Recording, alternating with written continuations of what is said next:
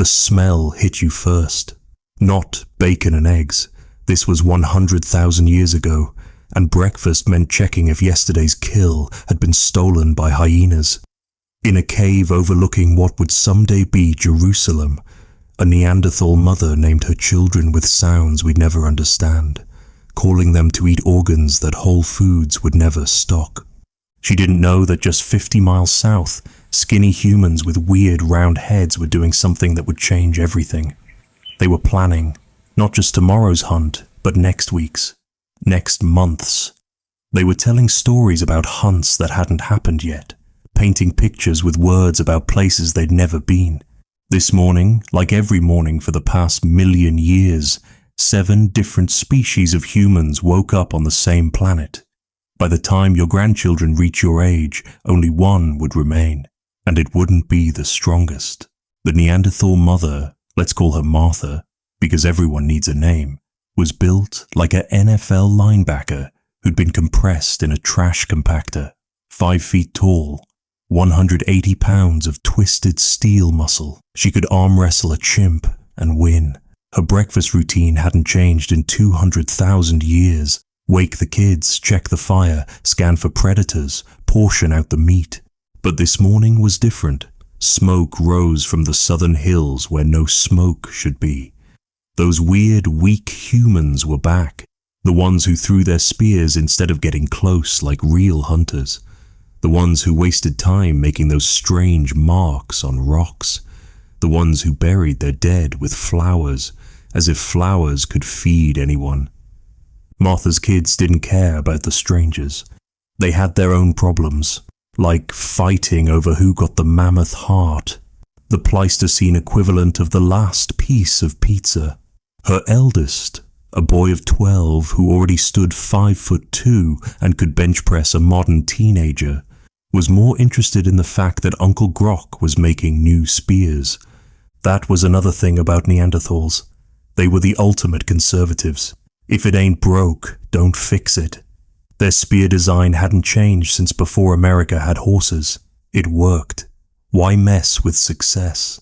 Meanwhile, in those southern hills, a very different morning was unfolding.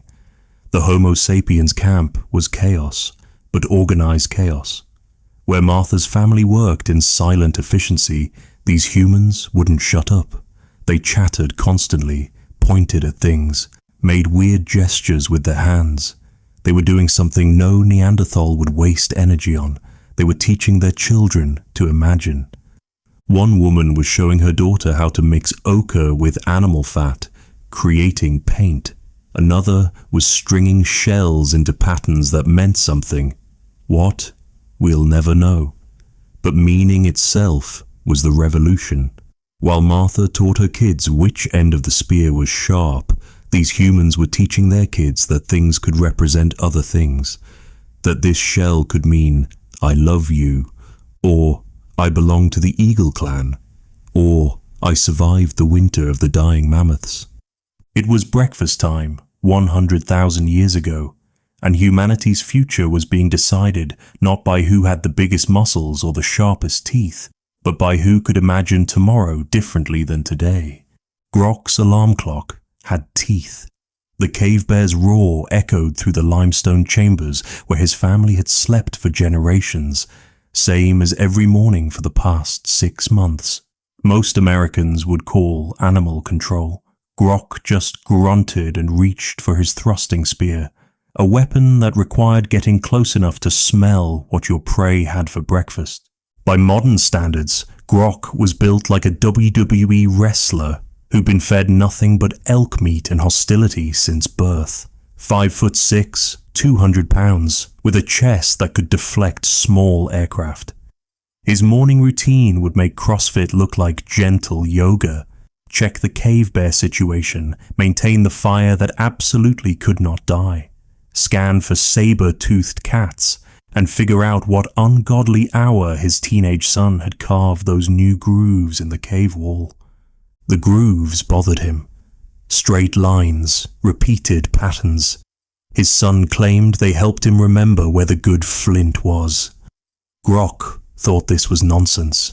You remembered where the good flint was by remembering where the good flint was. Why complicate things? This younger generation with their fancy ideas. Next, they'd want to throw spears instead of stabbing properly like their fathers. But first, the bear. Grok grabbed a burning branch from the eternal fire. Eternal because if it died, so did they, and advanced toward the back of the cave. The bear, let's call him Bob, because even cave bears deserve dignity, was in his usual spot, having spent the winter hibernating in what Grok's family considered their spare bedroom. Every spring, same dance. Bob would wake up grumpy. Grok would suggest he find alternative accommodations. Bob would consider eating Grok's face. This morning, Bob chose discretion. Maybe it was the fire. Maybe it was recognizing Grok's "I haven't had my coffee because it won't be invented for 100,000 years" expression. The bear shambled past, giving Grok a look that clearly said, "We'll discuss this later," and exited through the cave mouth into the grey dawn. With the immediate bear situation resolved, Grok could focus on the day's actual challenges. First, the fire. Neanderthals didn't just use fire, they worshipped it, controlled it, lived and died by it. Keeping it alive was like maintaining a newborn baby, if that baby was the only thing standing between you and freezing to death while being eaten by hyenas. His wife, let's call her Marge, was already up, because Neanderthal women were the unsung heroes of the Pleistocene. While Grok was playing chicken with cave bears, she'd been planning the day's gathering expedition, checking the kids for injuries that needed attention, and maintaining the mental map of every edible plant within a day's walk. Their morning conversation went something like this, translated from Neanderthal. "Bears up early," Marge noted, sorting through her gathering baskets. Grok agreed, still watching the cave entrance. "Those skinny people are back. Saw their smoke yesterday." Grok said, but with a different inflection that meant he was paying attention. "Kids need new clothes. That auroch hide is almost ready." Grok acknowledged, already thinking about the hunt he'd need to organize. This was Neanderthal communication. Efficient, practical, no wasted words. They didn't need to discuss their feelings about the bear situation. The bear was handled. Move on. By the time the sun broke the horizon, the entire family was in motion. Neanderthal mornings weren't about ease or comfort. They were about momentum. Get moving before the cold set in. Get hunting before the herds moved. Get gathering before other families claimed the best spots. Get living before something killed you. And somewhere in the routine, between spear maintenance and fire tending, Grok's son kept making those marks on the wall. Strange, purposeless lines that would outlive them all. Kea woke up thinking about death. Not the dramatic, saber-toothed tiger eating your face kind of death. That was just Tuesday in the Pleistocene. No, she was thinking about her grandmother's death 6 moons ago, and the strange dream where grandmother had told her about a valley where the antelope never ran out and the water always ran clear. In a Neanderthal camp, dreams were just neurons misfiring during sleep. But in this Homo sapiens settlement in what would become South Africa, dreams were messages, stories, maps to places that might not exist but were worth looking for anyway. Kea was, by any objective measure, a genetic mistake. 5'3", 110 pounds soaking wet, with arms that couldn't bench press a modern laptop. Her skull was weird too, round like a basketball where every other human species had elegant football-shaped heads. If this were a high school, she'd be stuffed in a locker by the first passing Neanderthal. But Kea had something more dangerous than muscles. She had what her people called the far see, the ability to close her eyes and watch things that hadn't happened yet. This morning, she was watching her nephew's son, not yet born, walking in a valley she'd never seen, carrying a spear design that didn't exist. "You're doing it again," her sister Asha said, not unkindly. Asha was grinding ochre on a flat stone, creating powder the color of dried blood. "Grandmother's gone. The stories are just stories." But even as Asha said it, she was mixing the ochre with precise amounts of seal fat and crushed bone, a recipe their grandmother had taught them, which her grandmother had taught her, going back who knows how many generations. Stories might just be stories, but they were also technology transfer, disguised as entertainment. Their morning routine was chaos compared to their Neanderthal neighbors. Where Grok's family worked in efficient silence, Kaya's camp was a symphony of chatter. Everyone talked constantly, not just exchanging information but creating it, weaving reality out of words. "I'm thinking," Kia announced to no one in particular, "about Grandmother's Valley." In a Neanderthal camp, this would be met with confused grunting. But here, 3 people immediately stopped what they were doing to listen. Because in Sapiens society, thinking out loud was a community sport. "The valley with the always antelope?" asked young Tico, who wasn't young by modern standards. At 15, he was middle-aged by Pleistocene metrics. She said it was past the 3 mountain teeth, where the sun sets in summer. Kaya was drawing in the dirt now, making marks that meant nothing and everything. "That's past Grok's territory," Asha pointed out, referencing their Neanderthal neighbors like suburbanites discussing the folks 2 houses down. "They don't like visitors." "But what if we didn't visit?" Kia said, and here was the revolutionary thinking that would doom every other human species. "What if we went around? What if we followed the coast? What if we took boats?" "Aha! Boats. Another impossible idea. Every other human species looked at water and saw a barrier. Homo sapiens looked at water and saw a highway. By mid-morning, the entire camp was infected with Kaya's grandmother's dream.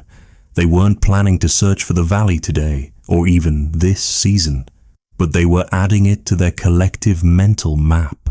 That shared hallucination of places they'd been, places they'd heard of, and places that might exist if you were brave enough to look. This was the Sapiens' morning routine. Wake up, share dreams, turn dreams into plans, turn plans into stories, tell stories until they became real. They couldn't outfight a Neanderthal, couldn't out-survive Homo erectus, couldn't out-climb Denisovans, but they could out-imagine everyone. And in the end, that's all that mattered. At 14,000 feet above sea level, where modern humans would be gasping like goldfish on a sidewalk, Tenzin woke up breathing easy. Her lungs, powered by a genetic gift that wouldn't be understood for 100,000 years, processed the thin air like a New Yorker processing pizza, efficiently and without complaint.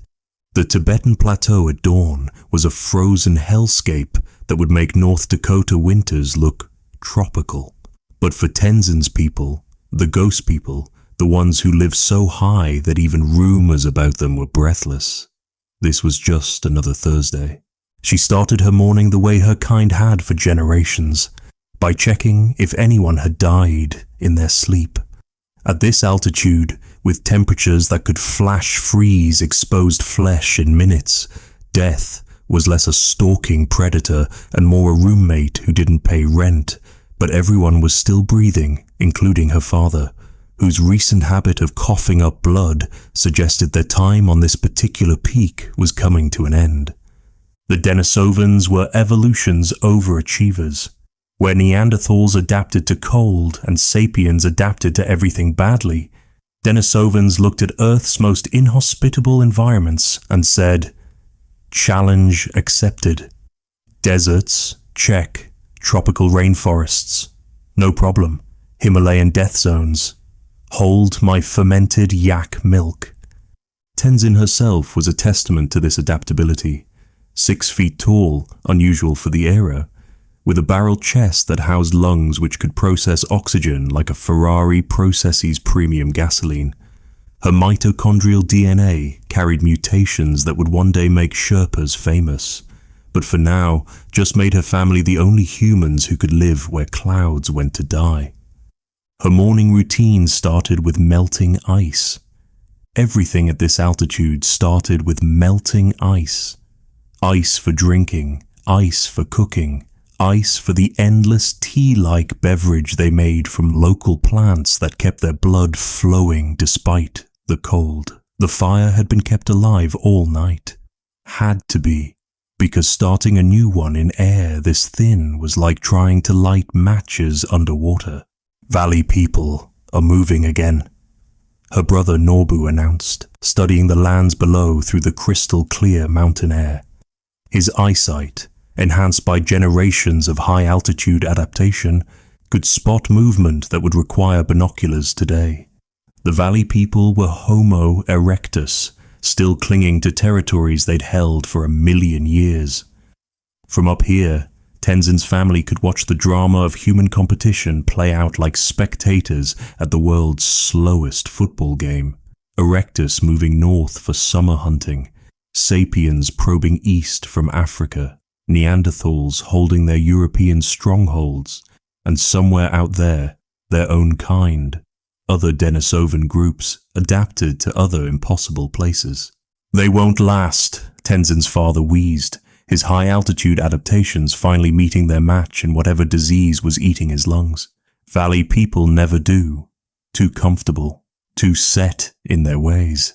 It was a harsh judgment from someone whose own people were about to face extinction, but he wasn't wrong.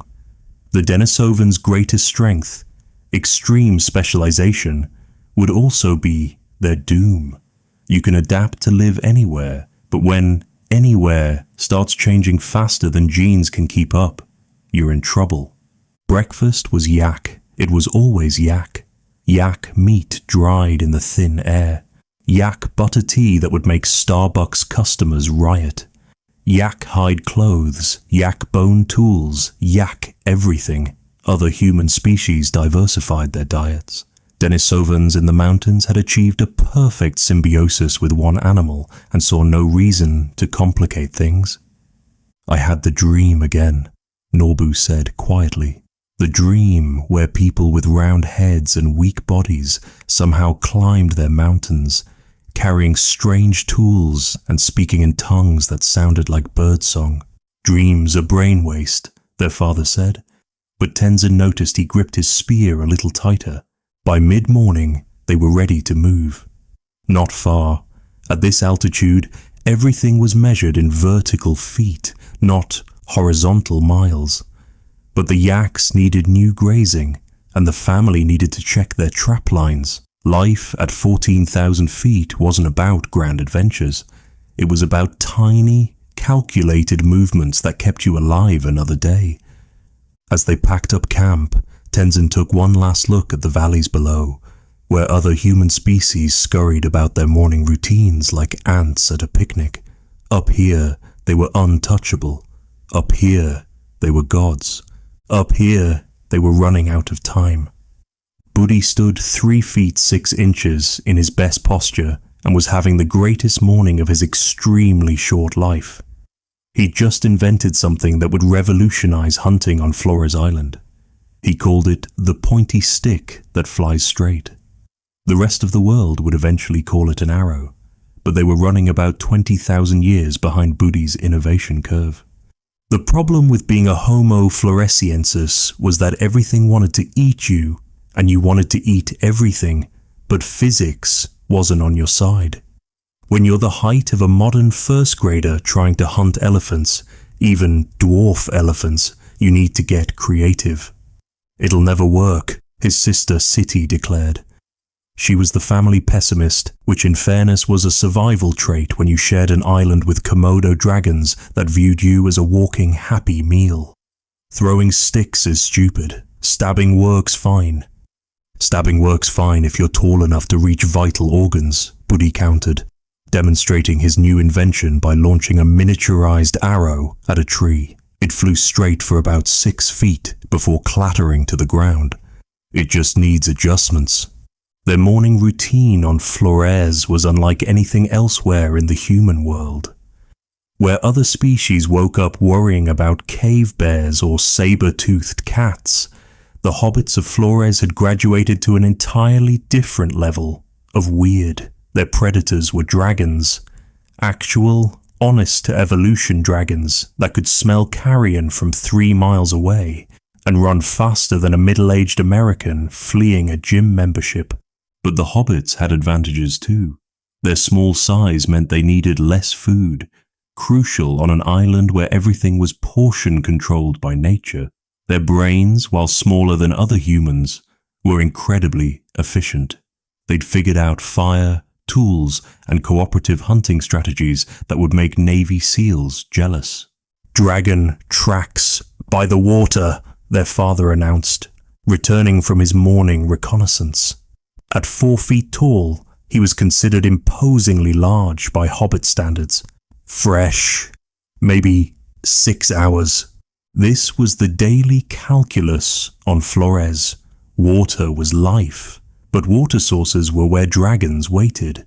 The hobbits had developed a sophisticated rotation system, hitting different water sources at unpredictable times, always sending scouts, always ready to scatter like pool balls if a dragon appeared. Breakfast was stegodon, a dwarf elephant the size of a large pig that the hobbits had been hunting so successfully they were about to hunt them into extinction. Nobody knew this yet, of course. Environmental conservation wouldn't be invented for another 99,950 years. "We need to talk about the tall strangers," Siti said, spearing a chunk of stegodon liver with a stick. Quan saw their fires on the big island again. The tall strangers were Homo sapiens, visible across the strait that separated Flores from the larger Indonesian islands. They'd been showing up more frequently, their fires dotting the coastline like a rash spreading across the archipelago. "They can't cross water," their father said confidently. "No one can cross water." This was Hobbit conventional wisdom, based on the fact that they themselves had no idea how their ancestors had gotten to Flores in the first place. The island had been isolated for 1,000,000 years. The hobbits had been here for at least 50,000. The math didn't add up, but when you're focused on not being dragon food, you don't spend much time on theoretical physics. By mid-morning, the family was ready for the day's main activity, checking their trap lines. The hobbits had developed an ingenious system of pit traps and snares, sized perfectly for the island's miniature megafauna. It was like a deadly miniature golf course, but with dinner as the prize. "If the pointy flying stick works," Buddy mused as they walked, still fiddling with his invention, "we could hunt from trees. Dragons can't climb trees. Stegodons can't climb trees either." Siti pointed out. "How do you get the meat down?" "Details," Buddy said airily in the tone of innovators everywhere who haven't thought things through. As they reached the first trap, empty but showing signs of a near miss, none of them knew they were living in the last days of a paradise that had existed for millennia, that the tall strangers' fires meant more than just new neighbors. That Buddy's flying stick innovation had come 20,000 years too late to save them. But this morning, in their island paradise where dragons were the biggest worry and elephants came in fun-size portions, life was good. Life was weird, dangerous, and required constant vigilance against reptilian death machines, but it was good. And really, what more could a 3-foot-tall human ask for? If you laid out the tool collections of all 7 human species circa 100,000 years ago, it would look like a prehistoric episode of Antiques Roadshow, where everyone brought weapons instead of grandma's china. And just like that show, the real value wasn't in what things looked like, but in the stories they told. Grok the Neanderthal hefted his spear with the confidence of a man whose family had been making the same design since before glaciers were cool. The Levallois technique, their signature move, was like a Japanese tea ceremony with rocks. You didn't just bash stones together like some Homo erectus amateur. You prepared the core, visualized the final product, then remove flakes with the precision of a sushi chef filleting extinct fish. This spear, Grok would say if he had enough language for complex sentences, killed a cave bear and its father and its father's father. Same design. Why change? Meanwhile, 50 miles south, Kea the Sapiens was committing technological heresy. She'd taken a perfectly good spear and ruined it, by Neanderthal standards, by attaching strange additions. Microblades, tiny stone fragments hafted with tree resin mixed with ochre, a shaft that was too thin, too flexible, and most bizarre of all, feathers attached to the end. "It flies straighter," she explained to her band, who were used to Kea's weird ideas by now. "The spinning makes it... I don't have words for it, but it works." This was the thing about Homo sapiens technology. Half of it looked insane until it worked. They heat-treated stones before napping them, essentially cooking rocks like they were preparing dinner. They mixed adhesives with the dedication of meth cooks, if meth kept you from freezing to death. Up in the Himalayas, Tenzin's Denisovan clan had taken a different approach. Their tools were brutalist architecture in stone, massive, functional, designed for one thing: processing frozen yak carcasses at altitudes where finesse was a luxury you couldn't afford. Their scrapers could double as weapons. Their weapons could double as hammers. Everything could double as everything, because when you live at 14,000 feet, redundancy is religion. "Pretty tools are for valley people," Tenzin's father would wheeze. "Tools that work when your fingers are frozen. That's civilization." On Flores, Budi had miniaturized everything. Hobbit tools looked like a child's playset until you realized they were perfectly scaled for hunting creatures that were themselves miniaturized. Their stone points were jewels of efficiency. Why waste material when you're only 3 feet tall and your prey is the size of a golden retriever? But the real technological revolution wasn't in the tools themselves. It was in what Kea's people did with ochre. While everyone else used the red pigment for practical purposes, hafting adhesive, sun protection, wound treatment, Sapiens were doing something unprecedented. They were making marks that meant things. "See this?" Kea showed her nephew 3 lines crossed by 2 lines. "This means good hunting here in spring. Anyone who sees this will know." "But we already know that," her nephew protested. "We won't always be here, but the marks will." The other species watched this behavior with the confusion of people seeing someone talk to their smartphone in 1920. Information storage outside the brain. Insanity. Knowledge was stored in neurons, or not at all. Yet there were the Sapiens, making marks on rocks, on shells, on anything that would hold still long enough. Every species thought their technology was superior, and they were all right for their specific situation. But only one species was creating technology that could outlive its creators, speak to strangers, and travel without walking. Only one species had figured out how to make tools from ideas themselves. The mammoth herd moved across the frozen steppe like a mountain range that had decided to go for a walk.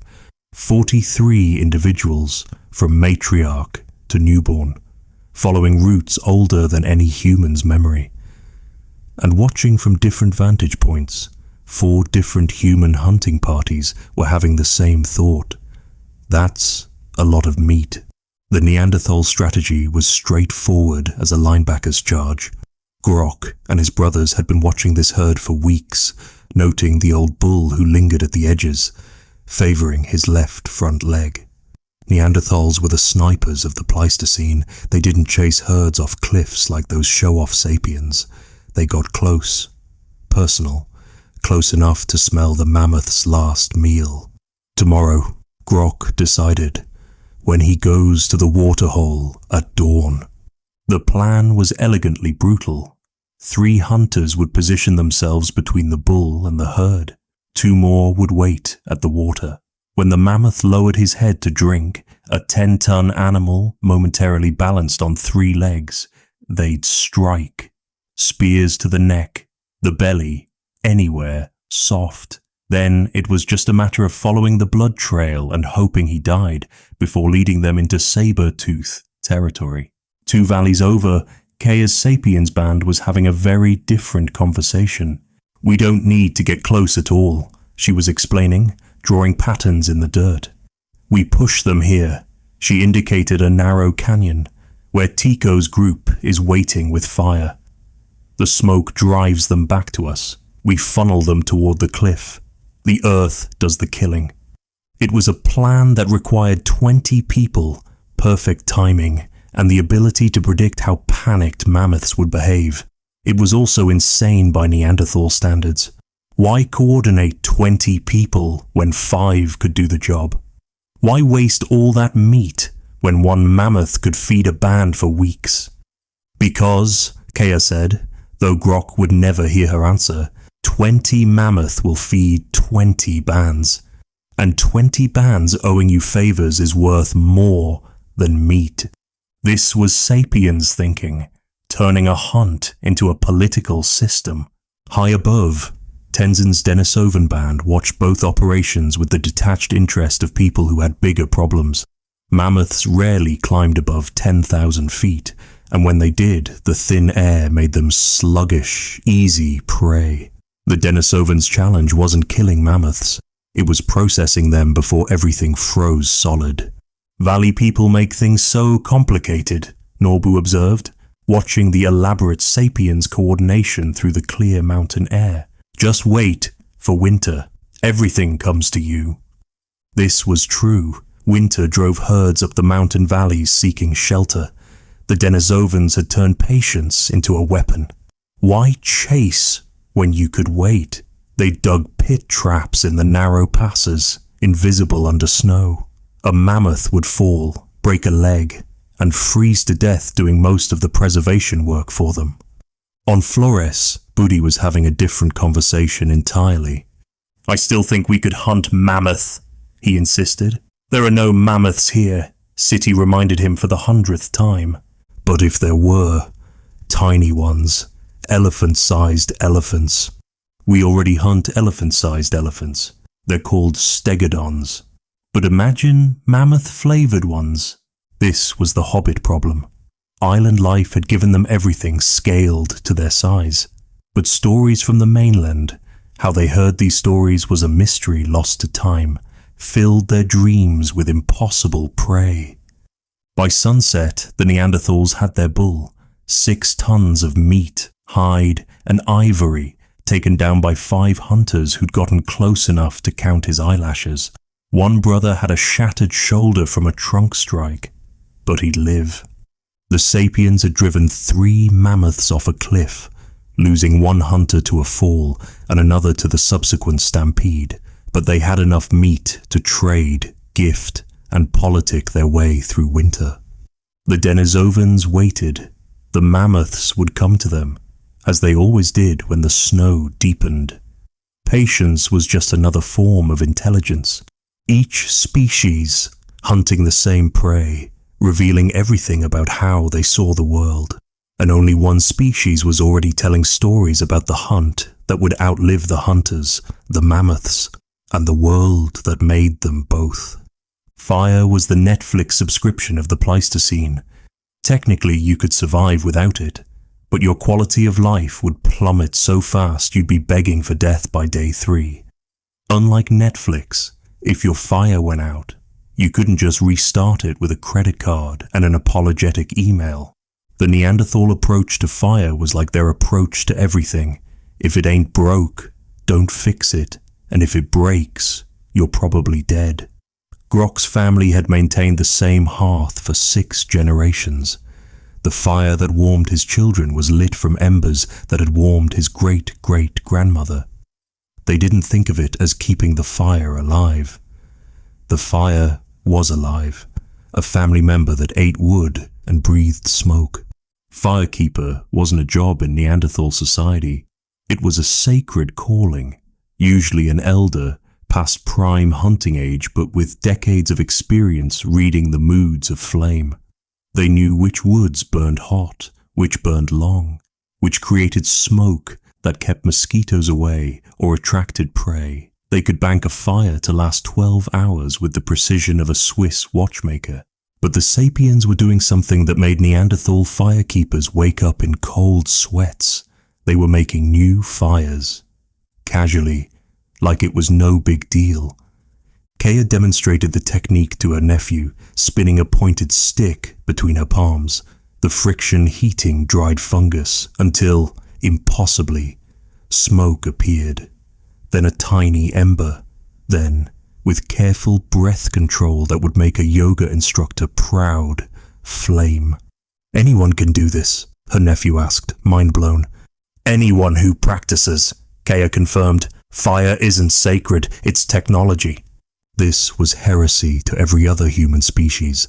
Fire was received, maintained, protected, stolen, but created. That was God-level stuff. Yet here were these scrawny sapiens, making new fires whenever they felt like it, carrying fire-starting kits like prehistoric Boy Scouts. The implications were staggering. Neanderthal bands were tethered to their hearths like dogs to posts. Lose your fire in a blizzard. Better hope you could steal some from neighbors before freezing. But sapiens could range freely, knowing that fire was just some friction away. In the mountains, the Denisovans had taken fire technology in a different direction. At 14,000 feet, where oxygen was scarce and wood was scarcer, they'd learned to burn anything. Yak dung, compressed grass, even bones if properly prepared. Their hearths were marvels of efficiency, extracting every BTU from materials other humans wouldn't consider fuel. "Valley people waste fire," Tenzin's father would say, watching the excessive blazes in the lowlands. Big flames, no control. Like children playing. The Denisovan hearth was a precision instrument. Stone-lined chambers that channeled heat. Dampers made from flat rocks to control airflow. They could maintain cooking temperature for hours on a handful of dung, while Neanderthals burned whole trees for the same effect. On Flores, the Hobbits had a different problem: too much fire. The tropical climate meant fire was less about warmth and more about keeping dragons at a respectful distance. They developed portable fire, wrapped coals in leaves that would smolder for hours, creating smoke screens for movement. "Fire should move with you?" Budi insisted, swinging his smoking leaf bundle like a prehistoric censer. "Not tie you to one place." But the real fire innovation was happening in sapiens camps, and it wasn't about making fire, it was about what they did with it. While other species use fire for warmth, cooking and protection, sapiens were using it for chemistry. They were heating stones to precise temperatures before napping, mixing ash with animal fats to create soap, using controlled burns to manage landscapes, encouraging the growth of useful plants. They were turning fire from a tool into a transformation engine. "Fire changes things," Kea explained to anyone who'd listen. "Not just cooks them, changes them, makes them new." This was the cognitive leap that separated sapiens from everyone else. Other species saw fire as fire. Sapiens saw fire as possibility. The war for fire wasn't fought with spears and clubs, it was fought with ideas. And the species that could create fire at will, that could imagine fire as more than heat and light, had already won. They just didn't know it yet. Location, location, location. The three rules of real estate applied just as much in 100,000 BCE as they do today. Except instead of good schools and low crime rates, you were looking for defensible from cave bears and won't flood during spring melt. The cave at Kafse was premium property. Southern exposure for winter warmth, elevated entrance to spot predators, freshwater spring just 50 yards away, and spacious enough for 3 families if they didn't mind getting cozy. It was the Paleolithic equivalent of a Manhattan penthouse, and everyone wanted it. Currently, Grok's Neanderthal clan held the lease. they'd muscled out a Sapiens band 6 months ago in what anthropologists would later call a territorial dispute. But what was really just a good old-fashioned eviction notice served at spear point. The Neanderthals had been here since, making improvements, a stone windbreak at the entrance, designated areas for tool-making and butchering, even what passed for interior decorating in the form of cave bear skulls arranged in what might have been artistic, or might have just been storage. But this morning, Grok woke to find fresh human tracks outside. Not Neanderthal. The gait was wrong. The foot shape too narrow. Those weird Sapiens were back, and they'd been scouting.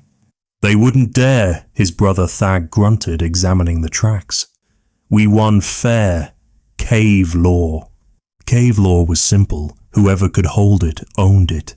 But Sapiens didn't play by cave law. They played by what would eventually be called politics, but what was currently just being sneaky and social. Kaya's band hadn't come to fight. They'd come to negotiate, which was a concept as foreign to Neanderthals as cryptocurrency to a caveman. She approached under what would later be called a flag of truce, but was currently just holding no weapons and walking slowly. "Nice cave," she said in the broken Neanderthal Sapiens pidgin that was developing wherever the species met. "Very nice. You do good things. We have proposition."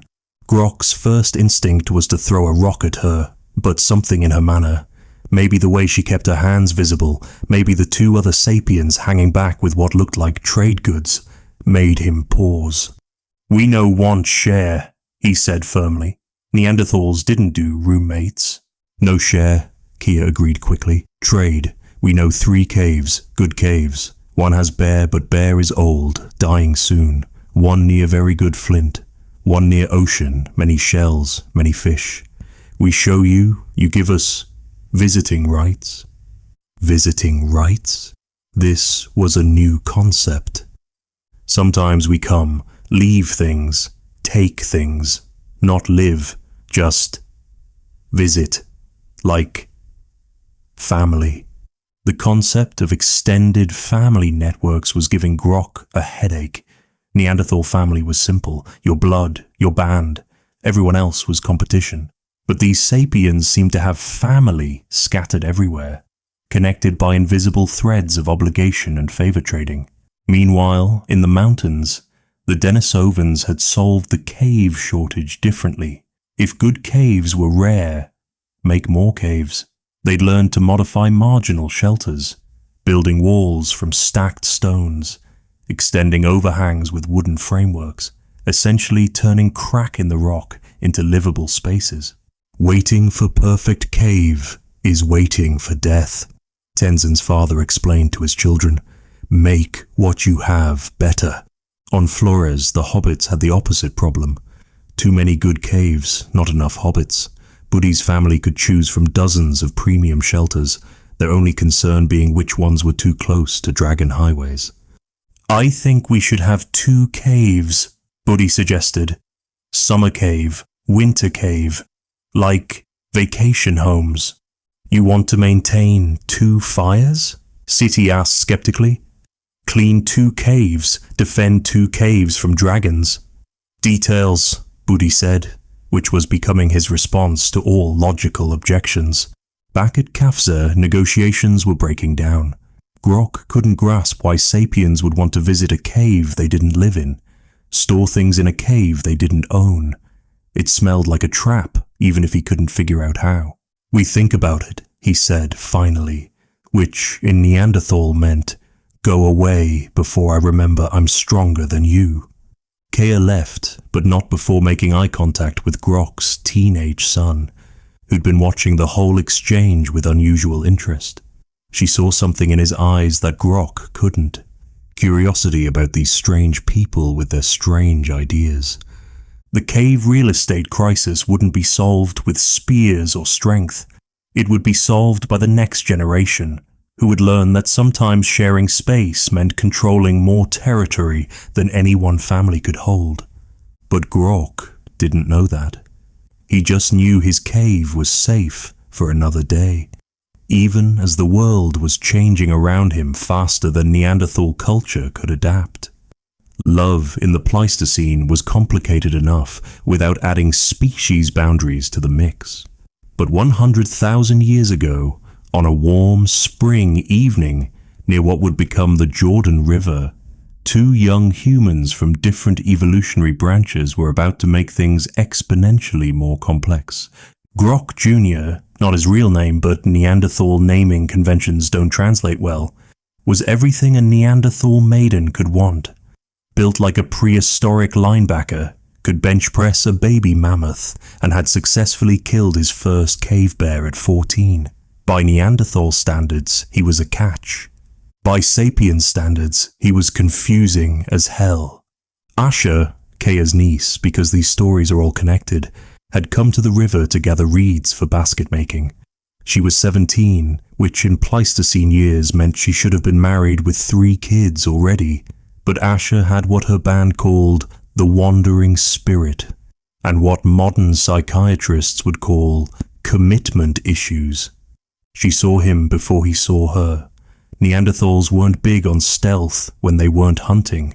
Why sneak when you could intimidate? He was napping stones by the water, and Asha was struck by the precision of his movements. Brutal efficiency, yes, but also a kind of grace. Nice technique, she said, in the pidgin language that was developing between their peoples. Very traditional. Grok Jr. looked up, startled. Sapiens women didn't usually compliment Neanderthal toolmaking. Usually they made snide comments about doing things the old way, and have you considered innovation? It works, he said defensively. I didn't say it didn't. She moved closer, noting how he tensed but didn't retreat. Just that it's very you. This was peak Sapiens flirting, using words to say things that weren't quite insults but weren't quite compliments either. Neanderthals preferred more direct approaches like offering freshly killed meat or demonstrating feats of strength. You're the cave negotiator's niece, he said. It wasn't a question. Neanderthals had excellent memory for faces, compensation for their smaller social networks. And you're the one who watched the whole thing like you were actually interested. He grunted, which could mean anything in Neanderthal. In this case, it meant guilty as charged but admitting nothing. What followed was the world's most awkward cross-species courtship. Sapiens courtship involved gift-giving, symbolic exchanges, and endless talking. Neanderthal courtship involved proving you could provide and protect. Neither quite understood the other's signals. Grok Jr. brought her a freshly killed rabbit. Asha thanked him and immediately started telling a story about rabbits that was somehow about the moon. He brought her premium flint from a quarry 2 days' walk away. She made him a necklace from shells that supposedly meant something about eternal connection, but mainly just looked pretty. Your people are strange, he told her after 2 weeks of this. Your people are stubborn, she countered. Yes, they both agreed. The real challenges came from their families. Grok Sr. was apoplectic. Mixing with Sapiens? What next? Adopting their crazy fire-making ways?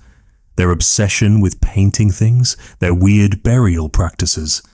She's not strong enough for our life, he argued. Sapiens women are weak, fragile, talk too much. Meanwhile, Kaya was having a similar conversation with her sister. Neanderthals are conservative, stuck in their ways. He'll never understand your need for innovation, for art, for meaning, beyond survival.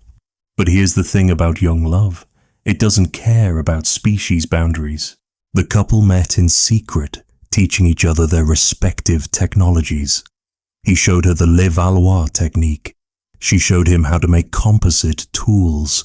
He taught her to read weather patterns in cloud formations. She taught him to see patterns in the stars that could guide navigation. Your way isn't wrong, she told him one evening. Just different.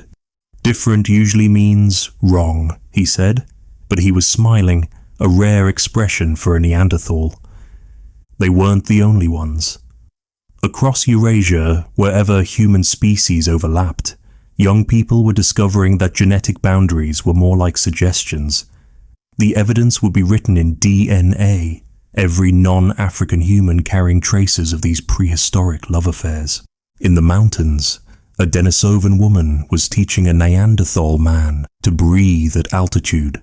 On the edges of Sapiens expansion, couples were figuring out that tall and short, robust and gracile, innovative and traditional could find common ground. "What will our children be?" Asha asked one night. "Survivors," Grok Jr. answered with more prescience than he knew. Because that's what they were creating. Children who would carry the best of both worlds. Neanderthal disease resistance, Sapiens innovation, Denisovan environmental adaptation. Love was literally building the future human genome, one awkward cross-species date at a time. The dating game of 100,000 years ago wasn't just about finding a mate. It was about finding a future. And in the end, love would prove more powerful than any species boundary, even if it did make family dinners really, really awkward. Kaya's nephew Tico was about to accidentally invent the prehistoric equivalent of the atomic bomb. He didn't mean to. He was just tired of getting close enough to prey to smell their breakfast, and really tired of Uncle Grok Jr., now part of the extended family through that whole interspecies dating situation, laughing at Sapiens' weak throwing arms. The bent stick started as a joke. Tico had been trying to make a better spear thrower when the wood split. Instead of tossing it, he noticed how it flexed, how it wanted to snap back, how it stored energy like a coiled spring. His artist's brain, the same one that saw stories in stars, saw something else in that bent wood. What if, he muttered to himself, because talking to yourself was perfectly acceptable before society invented the concept of looking crazy. We let the wood do the throwing. 3 weeks later, after more failed attempts than a suburban dad assembling IKEA furniture, Tico had created humanity's first bow. It looked like something a child would make, because technically a teenager had made it. But when he knocked his first arrow, really just a straightened stick with a sharp rock tied to the end, and let it fly, he changed the nature of predation forever. The arrow flew 40 yards and buried itself in a tree trunk with a satisfying thunk. "That's impossible," Grok Jr. said flatly, having come to visit his Sapiens in-laws and immediately regretting it. Wood can't throw things. Arms throw things. The wood stores the power, Tico tried to explain, like how a bent branch wants to straighten, but controlled, directed. Grok Jr.'s Neanderthal brain, evolved for immediate practical problems, struggled with this abstraction. Energy storage, mechanical advantage. These concepts were as foreign as cryptocurrency to a caveman, which, technically, Grok Jr. was. But he couldn't argue with results. When Tico shot a rabbit at 30 yards, a distance that would require Olympic-level spear throwing, even Neanderthal stubbornness had to acknowledge reality. "This changes things," Grok Jr. said slowly. He had no idea how much. Within a month, every Sapiens in Kaya's band was practicing archery. Within a year, the technology had spread to 3 other bands through their extensive social networks. The Neanderthals watched with growing unease as their physical advantages, size, strength, close combat superiority, became irrelevant. "It's not natural," Grok Sr. complained, watching Sapiens children practice on targets. "Killing should be personal. You should look your prey in the eye, match your strength against theirs. This is cowardice." But Tenzin's Denisovan band, watching from their mountain perches, saw it differently. Norbu had immediately grasped the implications when traders brought news of the innovation. "Distance is safety," he told his father. "Safety is survival. These Sapiens understand something we don't." The Denisovans began experimenting with their own versions, adapted for high altitude where wood was scarce. Composite bows made from horn and sinew, shorter but more powerful. They couldn't match Sapiens' innovation speed, but they could adapt what worked. On Flores, Buddy was beside himself with excitement when garbled tales of the new weapon reached them through the Indonesian island grapevine. "Pointed sticks that fly straight," he exclaimed to City. "I told you, I invented that." "You invented a stick that fell after 6 feet, City reminded him. "This flies 40 yards. "Details," Buddy muttered, but he was already trying to recreate what he'd heard described. The Hobbit's smaller size meant smaller bows, but also meant they could hunt from trees where dragons couldn't reach. It was perfect for their niche. The bow's impact rippled across the human world like a stone in a pond. Suddenly, Sapiens could hunt from safety. They could defend territory without risking close combat. Most terrifyingly for other species, they could wage war from distances that made traditional combat obsolete. "We need to learn this," Grok Jr. told his father, "or we need to leave." It was the most progressive thing any Neanderthal had said in 200,000 years of conservative tradition. Grok Sr. wanted to argue, but watching his Sapiens daughter-in-law teaching archery to what would have been his grandchildren, strange hybrid grandchildren with robust bodies but innovative minds, he knew the world had changed. The bow was more than a weapon. It was a philosophy. It said that human survival didn't depend on being strongest or fastest or toughest. It depended on being smartest, on seeing potential energy in bent wood, on imagining trajectories that didn't exist yet. Tico, still just 17 and proud of his invention, had no idea he'd just signed the death warrant for every other human species. He was just happy he could hunt without getting stepped on by mammoths. But in the end, that's how revolutions happen. Not with grand plans or manifestos, but with teenagers too lazy to do things the hard way. When Shag, Grok's elderly uncle, broke his hip chasing what he thought was a rabbit, but turned out to be a very upset wolverine, conventional Pleistocene wisdom said he was done. A Neanderthal who couldn't hunt was a Neanderthal who didn't eat. That's just math. But Shag was still alive 6 months later, and not just alive. He was thriving, teaching the young ones advanced flint knapping and telling increasingly embellished stories about that time he fought off 3 cave bears with nothing but an attitude and a stick. This was Neanderthal Medicare in action, and it would have made modern healthcare administrators weep with envy.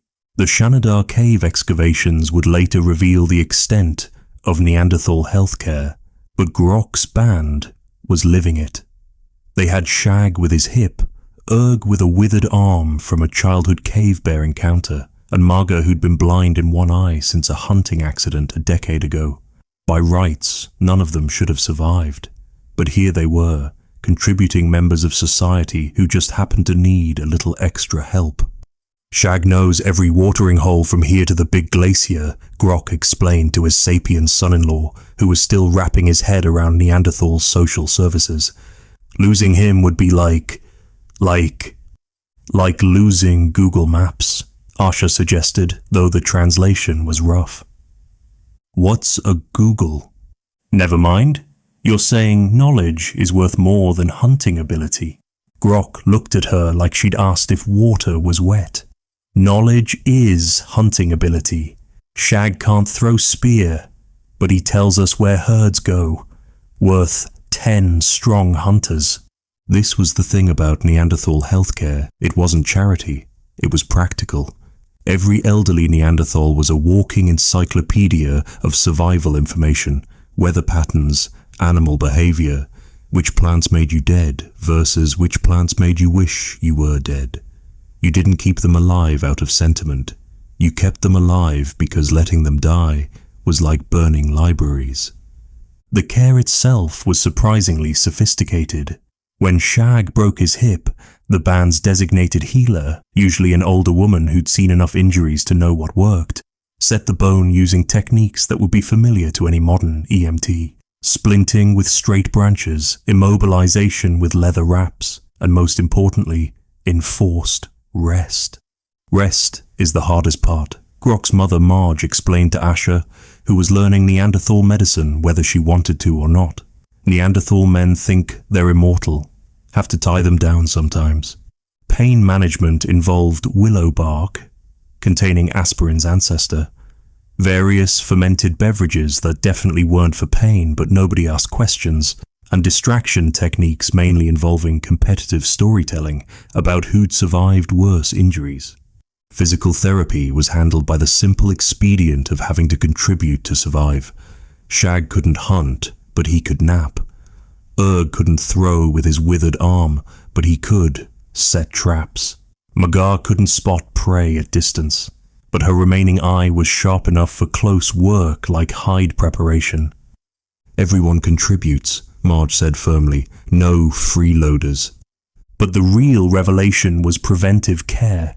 Neanderthal children learned from infancy how to fall correctly, how to read animal body language, how to identify the "I'm about to charge" stance in everything from rabbits to rhinoceros. They practiced emergency first aid on each other with the dedication of medical students, because unlike medical students, their lives actually depended on it. The contrast with other species was stark. When Tenzin's father started coughing up blood in the Denisovan band, there was resignation but little medical intervention. At that altitude, with those resources, you either recovered on your own or you didn't. The band would support you as long as practical, but if you couldn't keep up with migrations, hard choices had to be made. Mountain chooses who lives, Norbu said simply when the topic came up. We just follow Mountain's decision.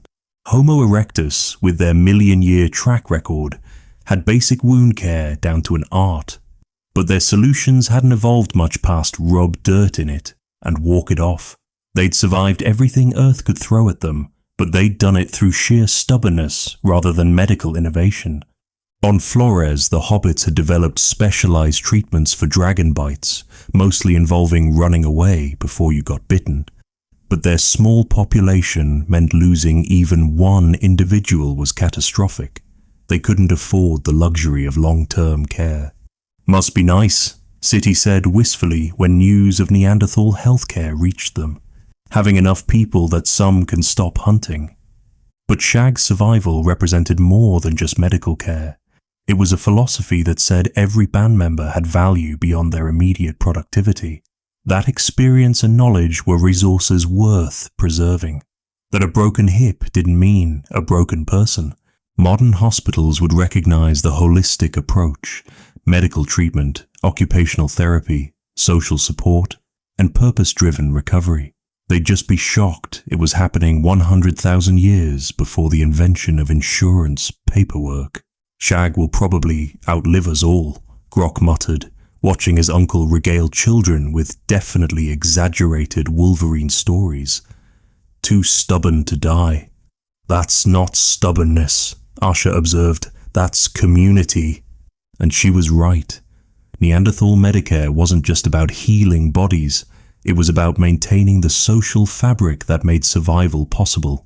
Every elder saved was a library preserved, a teacher retained, a connection to the past that informed the future. It was, in its own way, more advanced than anything the innovative Sapiens had developed. They just didn't have a billing department. High in the Tibetan plateau, where oxygen was a luxury and trees were a distant memory, Tenzin's mother Pima was performing medical miracles with plants that wouldn't be discovered by Western medicine for another 99,900 years. She called it not dying.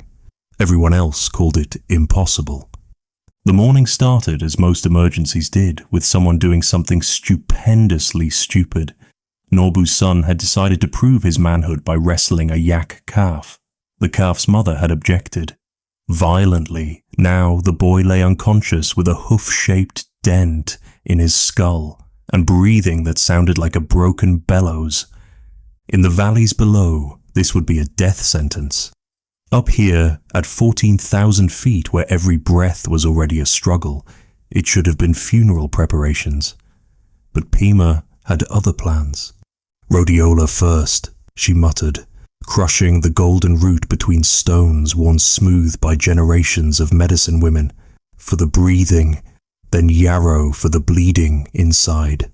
She worked with the focused intensity of an emergency room surgeon, if emergency rooms were wind-scoured caves and surgical instruments were rocks and hope. The Denisovan Pharmacy was unlike anything other human species had developed. Where Neanderthals relied on willow bark and prayer, where Sapiens were just discovering that plants could be medicine, the Denisovans had been forced by altitude to become biochemists. Valley plants don't grow here, Pima explained to her daughter, who was learning whether she wanted to or not. Denisovan Medical School had a 100% enrollment rate and no student loans. Must use what mountain gives. Mountain gives strange gifts. Strange indeed. The rhodiola that grew in crevices where nothing else could survive didn't just help with altitude. It was a cognitive enhancer that would later be used by Soviet cosmonauts. The snow lotus that bloomed for exactly 3 weeks each summer was an anti-inflammatory that made willow bark look like candy. The cordyceps fungus that grew from dead insects was, well, that one was just weird, but it kept you alive when nothing else would. Medicine is about reading the mountain, Pema continued, checking the boy's pupils with the practiced ease of someone who'd seen every possible yak-related injury. Plants that survive here are fighters. We borrow their fight. The real innovation was in preparation. Valley dwellers could afford to be casual with their medicine, boil some bark, chew some leaves, hope for the best. At altitude, where margin for error was measured in heartbeats, precision mattered. Pema's preparations involved exact timing, specific temperatures, maintained by carefully controlled yak dung fires, and combinations that had been refined through thousands of years of trial and error. Mostly error, but the successes were literally written in the survival of her people. This one, she held up a dried fungus that looked like something from a horror movie, only works if dried under full moon. Don't ask why. Great-great-grandmother discovered this. Many people died before she figured out timing. The boy's breathing was stabilizing, his color improving from fresh corpse to merely mostly dead. Pema allowed herself a small smile, another victory against the mountain's attempts to kill them all. Word of Denisovan medicine had spread, carried by the extensive trading networks that crisscrossed Asia. Sapiens traders would climb ridiculous altitudes to trade for preparations they didn't understand, but knew worked. Neanderthal hunting parties would detour days out of their way for Pema's headache remedies. They always want the easy fixes, Pema complained. Headache powder, wound salve, baby-making tea. Never want to learn the why. The why was what separated Denisovan medicine from everyone else's. They didn't just know that certain plants worked, they knew why they worked, even if they couldn't articulate it in modern terms. They understood that the body at altitude was different from the body at sea level, that medications had to account for reduced oxygen, increased UV radiation, extreme cold. Your blood is different up here, Pema told a visiting Sapiens trader who was gasping like a landed fish. Thick like yak butter, Valley medicine assumes thin blood. We know better. The trader, who'd climbed 10,000 feet to trade shells for altitude sickness remedies, just nodded and tried not to pass out. The medicine worked.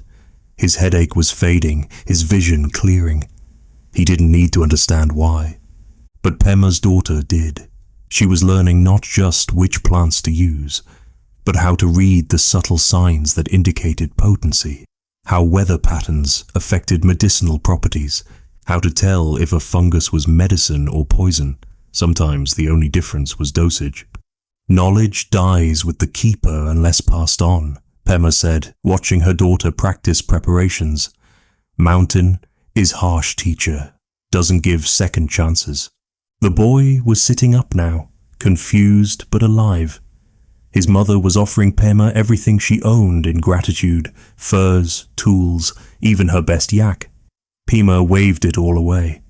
"Payment is he lives to make more stupid choices," she said, "and maybe learns yaks always win." This was Denisovan medicine, practical, precise, and with a dark humor born from living where most humans couldn't survive a week. They'd turned pharmacy into an art form, necessity into knowledge that would outlive their species in the DNA of modern Tibetans. "Sometimes I wonder," Pema mused, grinding tomorrow's preparations, "what valley people do with all their extra oxygen. Probably wasted on talking." Her daughter laughed, but it was true. While other humans spent energy on art and innovation, Denisovans spent it on the more fundamental challenge of not dying at altitude. Their pharmacy was their art, their innovation, their gift to humanity's future. Even if that future would forget who developed it first.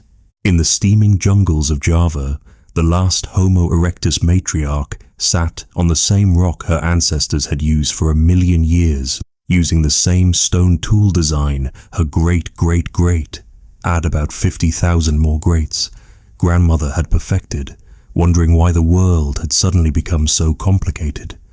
Her name, if she had one, is lost to time. Let's call her Vera, because Venerable Erectus representative is too long and she deserves dignity in her final years. At 45, she was ancient by Homo erectus standards, a walking museum of techniques that had worked since before ice ages were trendy. "New people," she said to her grandson, words simple and direct in the Erectus way. "Strange tools, strange thinking." The grandson, who'd never known a world without these new people, just nodded. To him, Vera's stories of when Erectus ruled from Africa to Asia sounded like mythology. How could one species spread so far? How could they survive so long? "We walked," Vera said, as if reading his mind, which, given their 1,000,000-year shared history, she basically could. Others waited for right conditions. We just walked. Ice, walk around. Desert, walk through. Ocean, walk different way. This was Erectus philosophy distilled. When in doubt, walk. It had worked for 1.8 million years. They'd outlived climate changes that killed everything else, survived predators that made modern apex predators look like puppies, and spread across more of the planet than any human species before or since. Their toolkit, which Vera was patiently demonstrating for the 1,000th time, was simplicity perfected. The Aculean hand axe, teardrop-shaped, bifacially worked, sharp enough to butcher an elephant, sturdy enough to crack bones. One tool, infinite uses. Why complicate things? New people make different tool for everything, she muttered, watching her grandson practice. Tool for cutting meat, different tool for cutting plant, different tool for cutting hide. Wasteful. Confusing. But even Vera had to admit, privately, never out loud, that the world was changing in ways that walking couldn't solve. The open woodlands Erectus had evolved in were becoming dense jungle. The animals they'd hunted for millennia were disappearing or changing habits. And these new people, Sapiens, though Vera didn't know the name, were doing things that violated every principle of Erectus common sense. "They throw spears," she said, with the disgust of someone describing a particularly offensive bodily function. Not thrust, throw. Like cowards, like children. Her grandson, who'd secretly been practicing spear throwing after seeing Sapiens hunters, said nothing.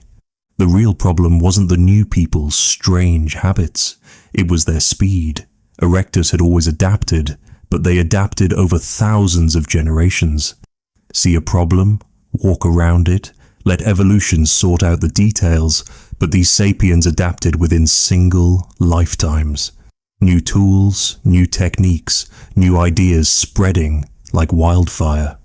Fire was enough, Vera said, tending the hearth that had burned continuously for longer than anyone could remember.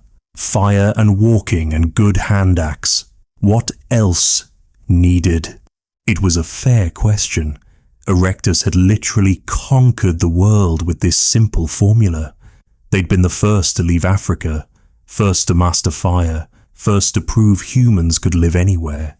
Their resume was impeccable, their track record unmatched. But resumes don't mean much when the job requirements change. The jungle around them was full of new sounds now. Sapiens camps with their constant chatter, strange music from instruments Erectus had never imagined needing, art that served no practical purpose, burial rituals that wasted resources on the dead. Maybe, her grandson suggested carefully, we could learn some new ways, add to old ways. Vera looked at him with eyes that had seen more history than any human eyes ever would again.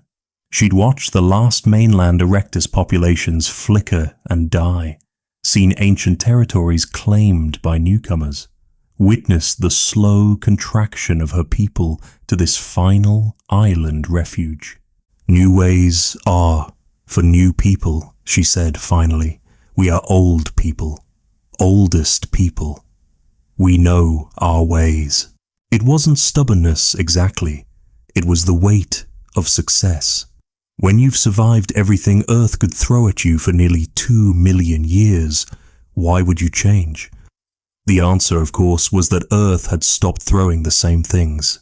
That night, Vera dreamed of her ancestors walking, always walking, across grasslands that stretched forever, through valleys that no longer existed, past lakes that had become deserts. 2 million years of footsteps, and nowhere left to go. Her grandson practiced throwing spears in secret, but his form was wrong, his technique inherited from 1 million years of thrusting, not throwing. He was trying to save his people by becoming something they weren't. Vera knew, with the wisdom of the truly ancient, that it was already too late. You can't learn to be young when you're already old. You can't adopt innovation when your entire existence is based on tradition. You can't become sapiens when you've spent 2 million years perfecting being Erectus. We had good run, she told the fire, speaking to all the ancestors who'd tended it before her, longest run, best run, and in that, at least, she was absolutely right. When Vera died, peaceful and ancient, she took with her memories stretching back to humanity's dawn. The last library of Erectus knowledge, closed forever. Her grandson buried her with a hand axe, perfectly made, utterly useless in a world that had moved beyond its simple perfection. He tried to remember all her stories, all her techniques, but already they were fading, replaced by new ideas from new people in a new world. 2 million years of experience, gone like smoke from a dying fire. The shell was perfect.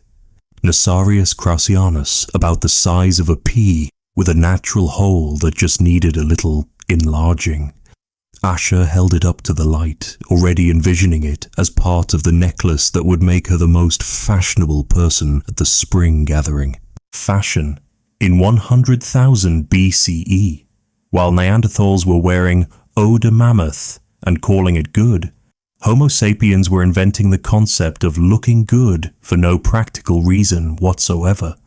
Waste of time, Grok Jr. muttered, watching his wife spend hours sorting shells by size, color, and some aesthetic quality only she could see. Shells don't keep you warm, don't help hunt, don't fill belly. They fill something else, Asher replied, stringing another shell onto sinew with the concentration of a jeweler setting diamonds. Same thing that makes you arrange those cave bear skulls just so. Same thing that makes your mother braid her hair in patterns. That's different. That's fashion, Asher said smugly. You just don't have word for it yet. She was right. Across the sapiens world, from Blombos Cave to Morocco, humans were discovering that how you looked mattered as much as what you did. And shells were the first designer labels. The shell trade was already international. Nassarius shells from the Mediterranean were found 200 kilometers inland. Dentalium shells from the Red Sea appeared in caves nowhere near water. Someone was walking ridiculous distances for what Neanderthals saw as useless water rocks. It's not about the shells, Kea explained to yet another confused Neanderthal. It's about what they mean. This pattern means I'm from the coast people. That color means I've traveled to the red cliff bands. These shells together mean I survived the bad winter when the babies died. Why not just say those things? The Neanderthal asked, genuinely puzzled. Because then you'd have to talk to everyone. This way, they know just by looking. It was the birth of visual communication, and it was driving the other species crazy. Denisovans, practical to their core, couldn't fathom wasting energy on decoration when that energy could be spent not dying at altitude. Homo erectus, with their million-year-old traditional designs, saw no reason to advertise anything about themselves. If you couldn't tell who they were by their hand axes, you weren't worth knowing. But on Flores, the hobbits were intrigued. Small shells for small people, Buddy announced. Having immediately grasped the possibilities, we could make tiny patterns. Dragon scales in miniature. Who would we show them to? City asked. The 7 other families on the island? They already know who we are. Details, Buddy said, already planning an entire Hobbit fashion industry that would never have enough customers to matter. The real innovation wasn't just wearing shells, it was the whole production chain.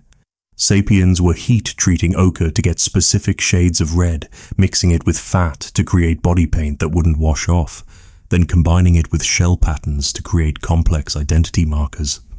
This one's for tomorrow. Asher showed Grok Jr. a particularly elaborate piece involving shells, beads made from ostrich eggshells, and bits of carved bone. For the gathering. The gathering where we trade food and tools and actually useful things. The gathering where Mira's daughter will be wearing last season's shells and everyone will know my design is better. Grok Jr. S. Neanderthal brain vapor locked. Competition over resources, he understood. Competition over aesthetics was like trying to understand quantum physics before physics was invented. But the shell industry was creating something more important than fashion. It was creating identity. Tribes separated by vast distances could recognize each other by shell patterns. Marriage negotiations could begin based on jewelry choices. Trade relationships were established through aesthetic preferences. My grandmother's shells, one young woman would say at a gathering, showing a pattern passed down through generations. The shells themselves might be replaced, but the design was family history made wearable. And then there was the economics. Good shells were becoming currency. A perfect Nassarius was worth days of meat. Rare colors commanded premium trades. Sapiens were inventing market economics through jewelry, and nobody else understood why. They're broken, Grok Sr. declared, watching Sapiens traders argue over shell quality with the passion of stockbrokers. Minds diseased, caring more about decoration than food. But Vera the Erectus, ancient and tired, saw it differently. On one of her last walks before the end, she'd encountered a Sapiens woman wearing shells that told a story, where she'd been, who she'd loved, what she'd survived. Not broken, Vera had said in her simple way, different, new. We tell stories with words. They tell stories with wearing. The shell shock was spreading. Even conservative Neanderthals were starting to pick up pretty rocks. Denisovan traders were noting which shells commanded highest prices in the valleys. Everyone was slowly realizing that Sapiens had invented something that transcended practical needs. They'd invented meaning you could wear, identity you could trade, status you could string on sinew. They'd invented fashion, and with it, the idea that humans were more than just surviving meat. Next gathering, Asher promised, adding another shell to her masterpiece. Everyone will want to copy this pattern. But I'll already have new design. Always ahead. Always better. Always confusing, Grok Jr. muttered, but he was already collecting unusual shells on his hunts, just in case they might make his strange Sapiens wife smile. The fashion industry was born, and with it, the endless human cycle of wanting what others had, creating what others wanted, and always needing something newer. Even if it was just shells on a string. If a modern meteorologist traveled back 100,000 years, they'd quit their job, burn their degrees, and take up something less stressful, like bomb disposal or teaching middle school. The weather wasn't just unpredictable, it was actively psychotic. "Sky is angry again," Tenzin's father wheezed, watching clouds form patterns that shouldn't exist at this altitude. He'd seen a lot in his 40 years, but the way weather had been acting lately made him wonder if the mountain spirits had been drinking fermented yak milk. He wasn't wrong. Earth was in the middle of marine isotope stage 5C, which sounded clinical and scientific until you realized it meant climate having a nervous breakdown. Temperature swings of 10 degrees Celsius within decades. Rainfall patterns that would switch from Amazon wet to Sahara dry within a human lifetime. Sea levels yo-yoing like a toddler with a toy. Down in the valleys, Grok's band was dealing with their own weather mysteries. The summer had been too long. Not nice extended vacation too long, but plants dying because they need winter dormancy too long. The usual autumn rains hadn't come. The river was lower than any elder remembered.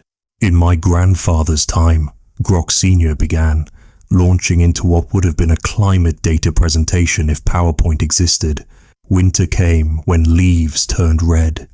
Grandfather's grandfather, same. His grandfather, same. Now, leaves turn red, die. No winter. Sky is broken." The Neanderthals had thrived during ice ages, their bodies built for cold. This warming trend was like forcing a polar bear to summer in Miami. They were sweating in temperatures their ancestors would have considered perfect for food storage. But the real chaos was happening to the Sapiens, spread across multiple climate zones and discovering that none of them were stable. The rains used to come from there. Kia pointed west, where monsoons had arrived predictably for generations. Now they come from there. She pointed south, where no rain should come from. Sometimes both, sometimes neither. It's like the sky is learning new patterns. She wasn't wrong. The Atlantic meridional overturning circulation, the great ocean conveyor belt that regulated global climate, was stuttering like a broken engine. When it worked, weather was predictable.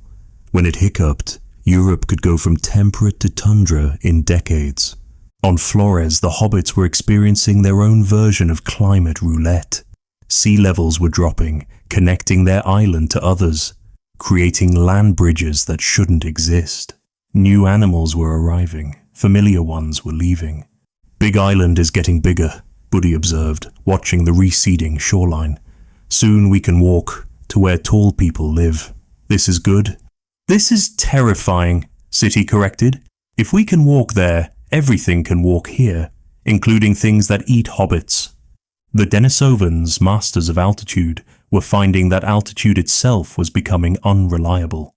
Glaciers that had been permanent features were calving. Valleys that had been ice-locked were opening. The vertical world they'd mastered was rearranging itself. "Mountain moves," Norbu said simply, but the implications were anything but simple. Their entire lifestyle depended on knowing exactly which passes would be open, when, where animals would shelter, how weather would flow through valleys. All that knowledge was becoming obsolete. But the scariest part wasn't the changes themselves, it was the speed. Climate had always changed. Ice ages came and went like very slow seasons. But usually the changes took millennia, giving evolution time to adapt. Now changes that should take thousands of years were happening in decades. My daughter won't know the world I knew, Vera the Erectus said, with the fatalism of someone whose species had survived everything but might not survive this. Her daughter won't know her world. Change too fast, evolution too slow. The irony was bitter. Humans had evolved to be adaptable, but there were limits. When the entire environmental rulebook got rewritten every generation, even the most flexible species struggled. Different human species responded differently. Neanderthals, conservative by nature, tried to maintain traditional patterns even as those patterns failed. Erectus, with their million-year track record, kept doing what had always worked, even as it stopped working. Denisovans adapted locally but couldn't handle changes at continental scales. Only Sapiens, with their distributed populations and obsessive information sharing, were accidentally positioned to survive. Not because they were better adapted to any specific climate, but because they were badly adapted to everything and therefore not specialized for conditions that no longer existed. Weather is like people now, Asha observed, watching storm patterns that belonged in different seasons collide. Unpredictable, mixing things that shouldn't mix, creating new patterns.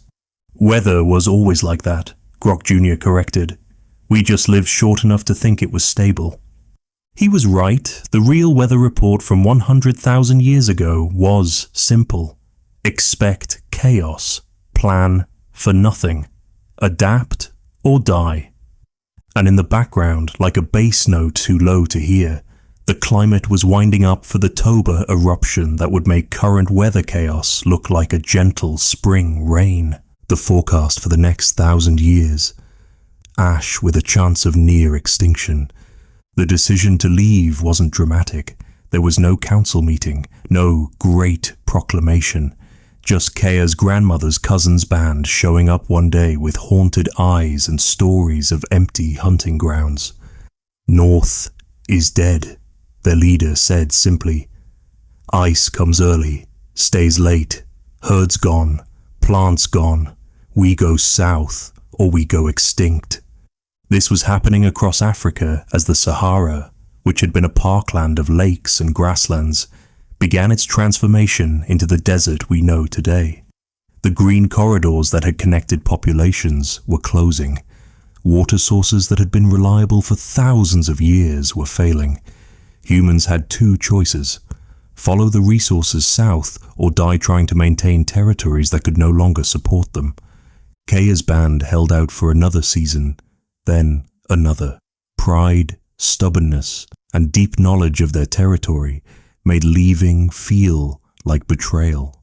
But when the children started showing the hollow-eyed look of chronic hunger, even the elders agreed it was time. We are walking people, Kaya's mother said, invoking the deepest Sapiens tradition. When the world changes, we walk to where it hasn't changed yet. The Exodus wasn't a single movement, but thousands of individual decisions creating a tide. Bands that had been stable for generations packed up overnight. Traditional enemies found themselves walking the same paths, united by the common enemy of starvation. Strange days, one elder muttered, sharing a water source with a band they'd been feuding with since before anyone remembered why. Next, we'll be sharing hunting grounds with Neanderthals. He meant it as a joke. He didn't know that up north, that was exactly what was happening. As Sapiens pushed south, they pushed into territories held by other human species for hundreds of thousands of years. It wasn't invasion, it was desperation dominoes. The Neanderthals, facing their own climate pressures, were also moving, but their movement was different. Where Sapiens scattered like seeds, each band finding its own path, Neanderthals moved like glaciers, slowly, reluctantly, maintaining group cohesion at all costs. We don't run, Grok Sr. declared, even as his hunting grounds became increasingly empty.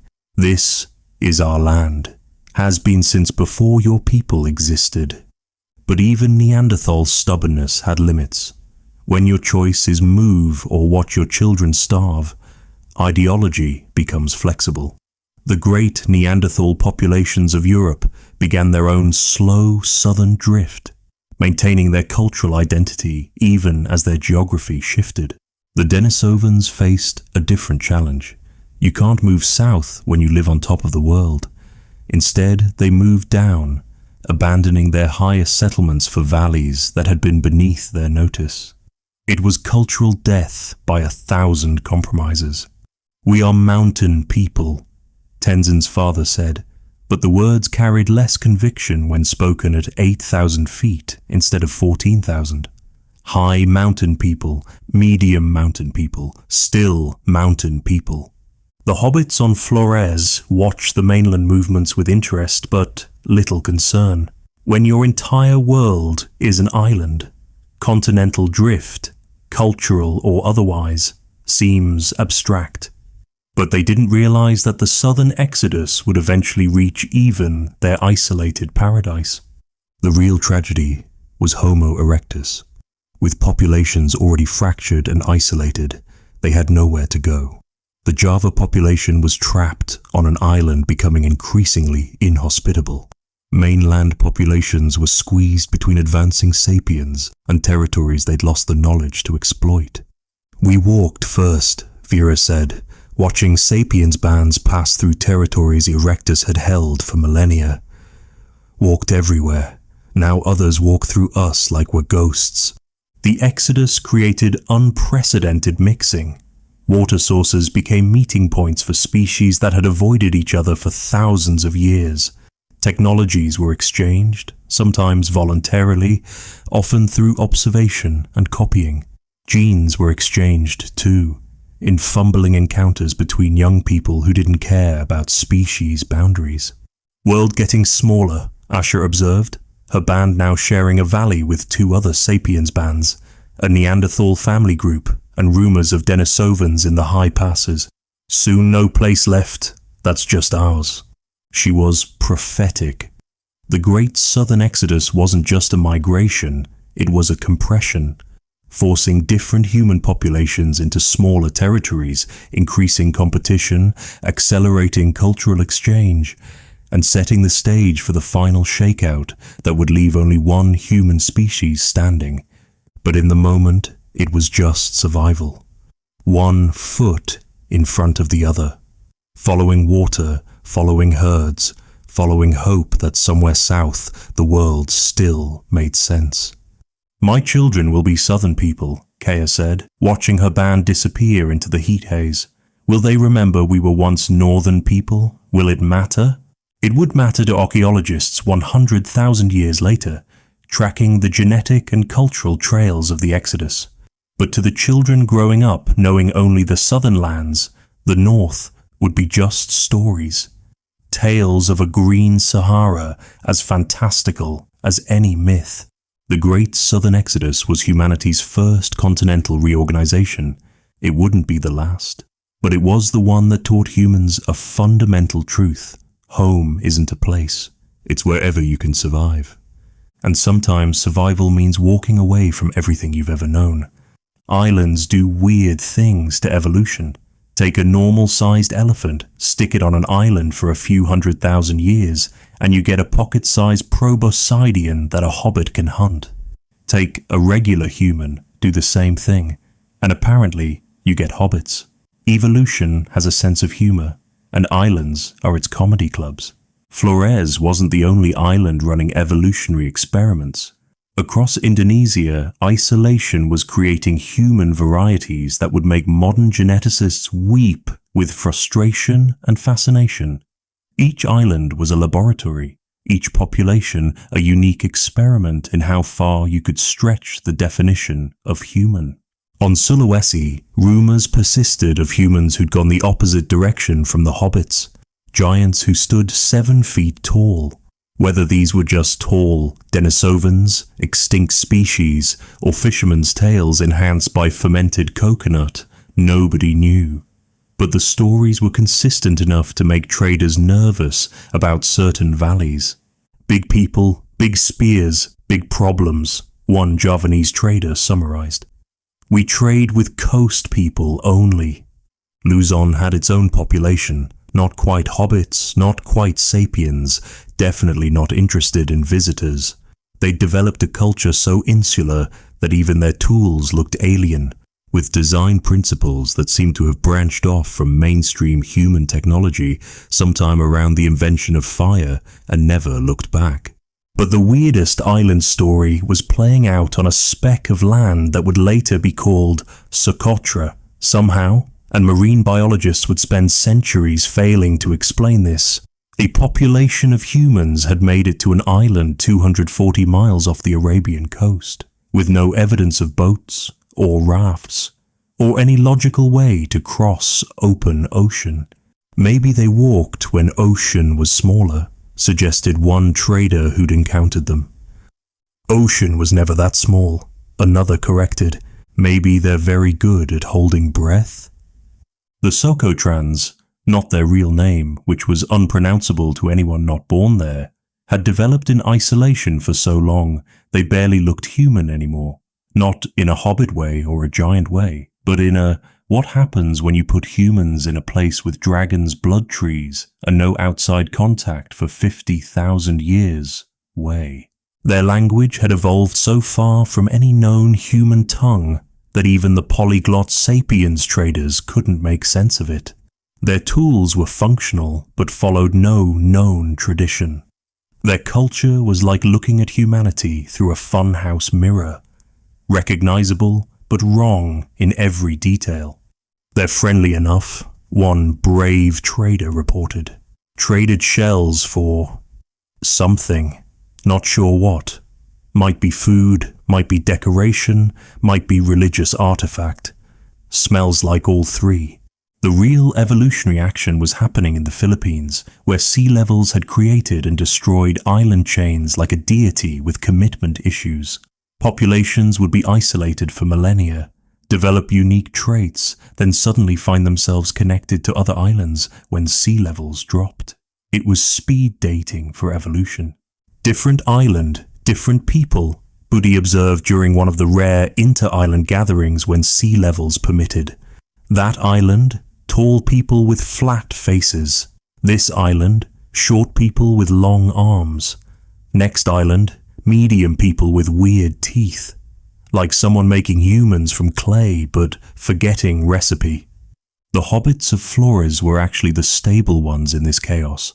They'd been isolated long enough to reach evolutionary equilibrium. 3 feet tall, perfect for limited resources. Big feet, great for climbing. Tiny brains. Who needs big brains when your biggest problem is avoiding Komodo dragons? But even Flores was feeling the pressure of the outside world. Tales of tall strangers were becoming more common. Fires on distant islands were visible on clear nights. The splendid isolation that had created the hobbits was cracking. Change coming, City said, watching unfamiliar birds arrive from the north. Birds know. Birds always first. She was right. The islands had been evolutionary laboratories, creating human varieties that challenged every assumption about what our species could become. But laboratories only work in isolation. As sea levels fluctuated and populations moved, the experiments were contaminating each other. Denisovan genes were flowing into island populations through rare but significant contact. Sapiens traders were introducing new technologies that disrupted millennia-old adaptations. Even the ultra-isolated Socotrans were showing signs of outside contact. Shell jewelry that matched mainland styles, tools that suggested traded knowledge. Islands used to be separate worlds, an old Sulawesi trader mused. Now they're just distant villages. Soon, no more special island people. Just people. It was a loss that wouldn't be fully understood for 100,000 years. Each island population represented a unique solution to human survival.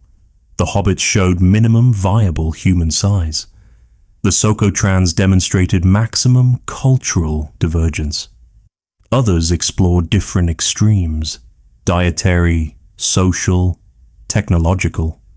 But evolution needs isolation to run experiments. As the islands became connected, the experiments merged, averaged out, normalized. The weird and wonderful varieties were absorbed into the growing tide of Homo sapiens Standard Edition. The islands of misfit humans were becoming just islands. The misfits were becoming myths. And somewhere in the Philippines, the last population of humans with perfectly adapted teeth for eating nothing but shellfish looked at their children, who preferred mainland food, and knew their time was ending. Evolution's comedy club was closing. The experimental theatre of island humanity was going dark. Soon, there would be only one type of human, everywhere. But for now, for this brief moment 100,000 years ago, humanity was a carnival of possibilities. Giants and hobbits and everything in between, each island a different answer to the question, what else could humans become? The answer, it turned out, was anything. The tragedy was that anything would eventually become one thing. But what a glorious, weird, impossible anything it was while it lasted. Nobody saw it coming. How could they? Volcanoes were just mountains that occasionally burped fire and made good obsidian for tool making. Sure, sometimes they got grumpy and you had to move your camp, but they were local problems. Background noise in a world full of more immediate dangers like saber-toothed cats and mother-in-laws. Then Toba erupted. It wasn't an eruption. It was the planet trying to kill everything that walked on two legs. Located in what would become Sumatra, Toba didn't just blow its top. It deleted its entire middle in an explosion that made every other volcanic event look like a birthday candle.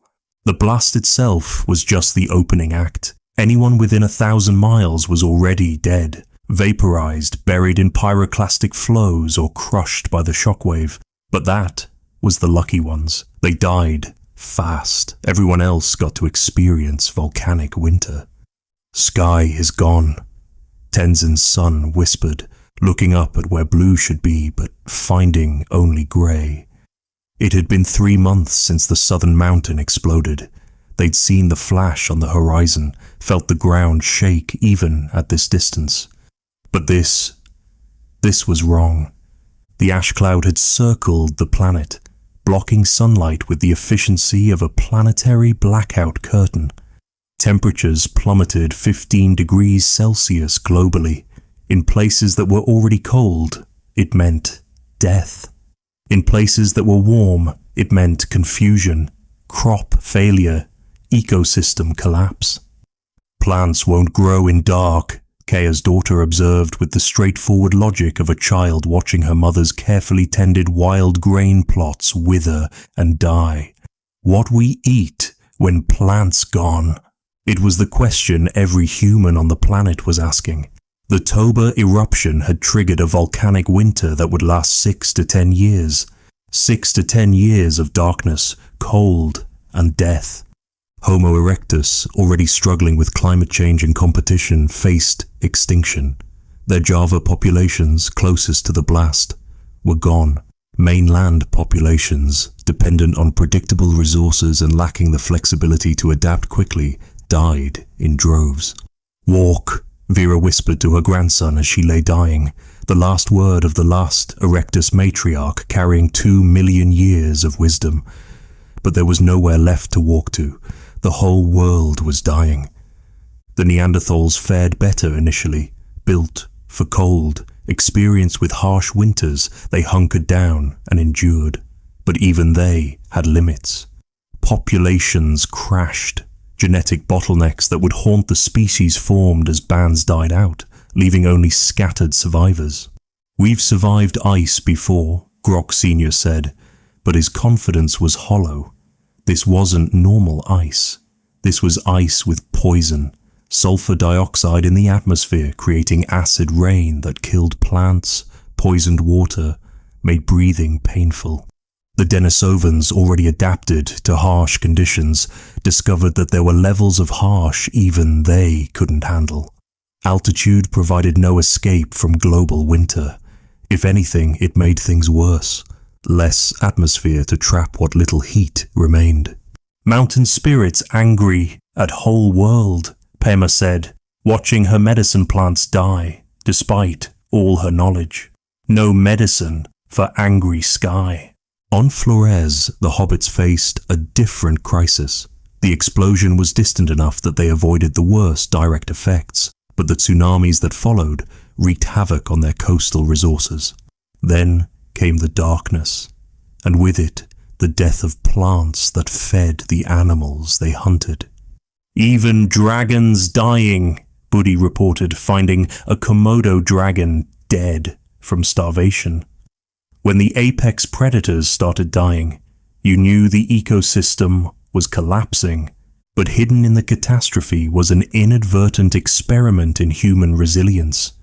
Some populations, through luck, location, or sheer stubborn refusal to die, survived, and in surviving, they revealed something crucial about humanity's future. The survivors weren't the strongest. The Neanderthals were stronger. They weren't the most established. Erectus had that claim. They weren't the best adapted to specific environments. The Denisovans owned that title. The survivors were the ones who could change fastest, who could switch from hunting to scavenging to eating things that would have disgusted them months before, who could abandon territorial claims and follow any resource that might keep them alive one more day, who could look at 1,000-year-old traditions and say, that's not working anymore, without having an existential crisis. Homo sapiens, scattered across Africa and parts of Eurasia, had population diversity that other species lacked. When populations in East Africa crashed, some in South Africa survived. When coastal groups died, inland groups persevered. Each pocket that survived carried different genetic variants, different cultural knowledge, different survival strategies. We are many peoples in one people, Kea said, her band now mixed with refugees from 3 other groups, including some who'd been enemies before Toba made such distinctions irrelevant. Maybe that's why we live when others die. The bottleneck was severe. Genetic studies would later suggest human population dropped to maybe 10,000 individuals, perhaps as low as 3,000. From billions of potential ancestors, every human alive today descends from this tiny group of volcanic winter survivors. But they did survive, eating leather when meat ran out, grinding bones for the last calories, learning to process foods that required extensive preparation to be edible, developing technologies born of desperation that would become standard practice. When the sky finally began to clear, slowly, painfully, over years, the world that emerged was different, emptier. Homo erectus was gone or reduced to remnants that would soon follow. Neanderthal populations were fragmented, vulnerable. Denisovans were scattered to the winds. But Homo sapiens, battered and traumatized and reduced to genetic remnants, had learned the most important lesson possible. When the world ends, the only rule is there are no rules. Tradition, territory, and ancient wisdom mean nothing if they don't keep you alive. Toba had nearly ended humanity. Instead, it had created modern humans, not through evolution, but through education. The ultimate crash course in adaptability. The tuition had been paid in species. The shell was nothing special, a small cowrie worn smooth by handling. But it had travelled 3,000 miles to get here, passed through 17 different hands, and carried with it something more valuable than any tool or weapon: information. Western people say the Fire Mountain has stopped, the trader explained, turning the shell over to show markings that meant nothing to Grok Jr., but apparently told entire stories to those who could read them. Sky clearing, animals returning, but different animals, strange ones. This was the new world after Toba. With populations scattered and traditional territories meaningless, the old isolation was impossible. Humans had to trade or die, and in trading, they created the first global information network. The trading post at what would become the Horn of Africa was typical of the new meeting places. A freshwater spring, defensible heights, and crucially, neutral ground. No species claimed it. Everyone needed it. So everyone shared it warily, creating the world's first demilitarized zones. Never thought I'd be trading with Neanderthals, Kia admitted, watching Grok Jr. demonstrate his people's superior hide-working techniques to a fascinated Sapiens audience. Never thought they'd have anything we needed. But they did. Neanderthal cold-weather clothing technology was unmatched. Their hide processing created waterproof seams that Sapiens couldn't replicate. In exchange, Sapiens offered preserved foods, long-distance information, and, increasingly, bow technology that Neanderthals were grudgingly beginning to accept. "Still think throwing is cowardice," Grok Jr. muttered, but he was fitting an arrow to string with improving competence. "But cowardice that puts meat in pot is better than honor that doesn't." The Denisovans had become the ultimate middlemen. Their ability to navigate altitude meant they could connect lowland populations that couldn't reach each other directly. They carried more than goods. They carried genes, diseases, and ideas across impossible terrain. "We are bridge people now," Norbu explained, his pack loaded with coastal shells heading for inland tribes and mountain herbs heading for the coast. Not mountain people, not valley people, bridge people. But the real revolution was happening with island traders. The catastrophe of Toba had, paradoxically, improved seafaring. Desperate populations had taken to the water in anything that floated, and some had discovered that open ocean wasn't always death. It was just, usually, death. 3 boats left. 1 survivor reported at a trading post. 1 arrived, but 1 is better than none. The Hobbits, forced out of isolation by post-Toba resource scarcity, had become unlikely trading magnates. Their small size meant boats could carry more of them, requiring less food for ocean journeys. They were also discovering that being underestimated was a powerful negotiating tool. "Big people think small people stupid," City explained to Budi as they prepared for another trading expedition. "Let them think. We count shells while they count fingers." The trading posts weren't just economic centers, they were evolutionary accelerators. Technologies that had taken millennia to develop were spreading in years. Composite tools, fishing techniques, food preservation methods, medicine, all flowing along trade routes like blood through arteries. But more importantly, ideas were flowing. Creation myths were being compared and combined. Astronomical observations were being shared and refined. The concept that humans could be different but equal was slowly, painfully being born. "Your people have stories of the Fire Mountain," a Sapiens trader said to a Neanderthal. "Our people too. Same mountain, same time, different stories. Maybe both true?" It was a radical thought, that truth could have multiple versions, that different peoples could experience the same event differently and both be right. It was the kind of thinking that only happened when survival depended on cooperation with strangers. The trading posts also became refugee centers. Populations displaced by climate change, resource depletion, or simple bad luck could find temporary shelter and information about where to go next. The old territorial boundaries were meaningless when everyone was displaced. "Home is where you don't starve," became the traders' motto. Citizenship in the post-Toba world was fluid, determined more by who would feed you than who gave birth to you. Erectus refugees, the last scattered remnants of Earth's longest-lasting human species, sometimes appeared at trading posts. Old, confused, carrying tool designs that predated everyone else's by eons. They were living fossils, and everyone knew it, including them.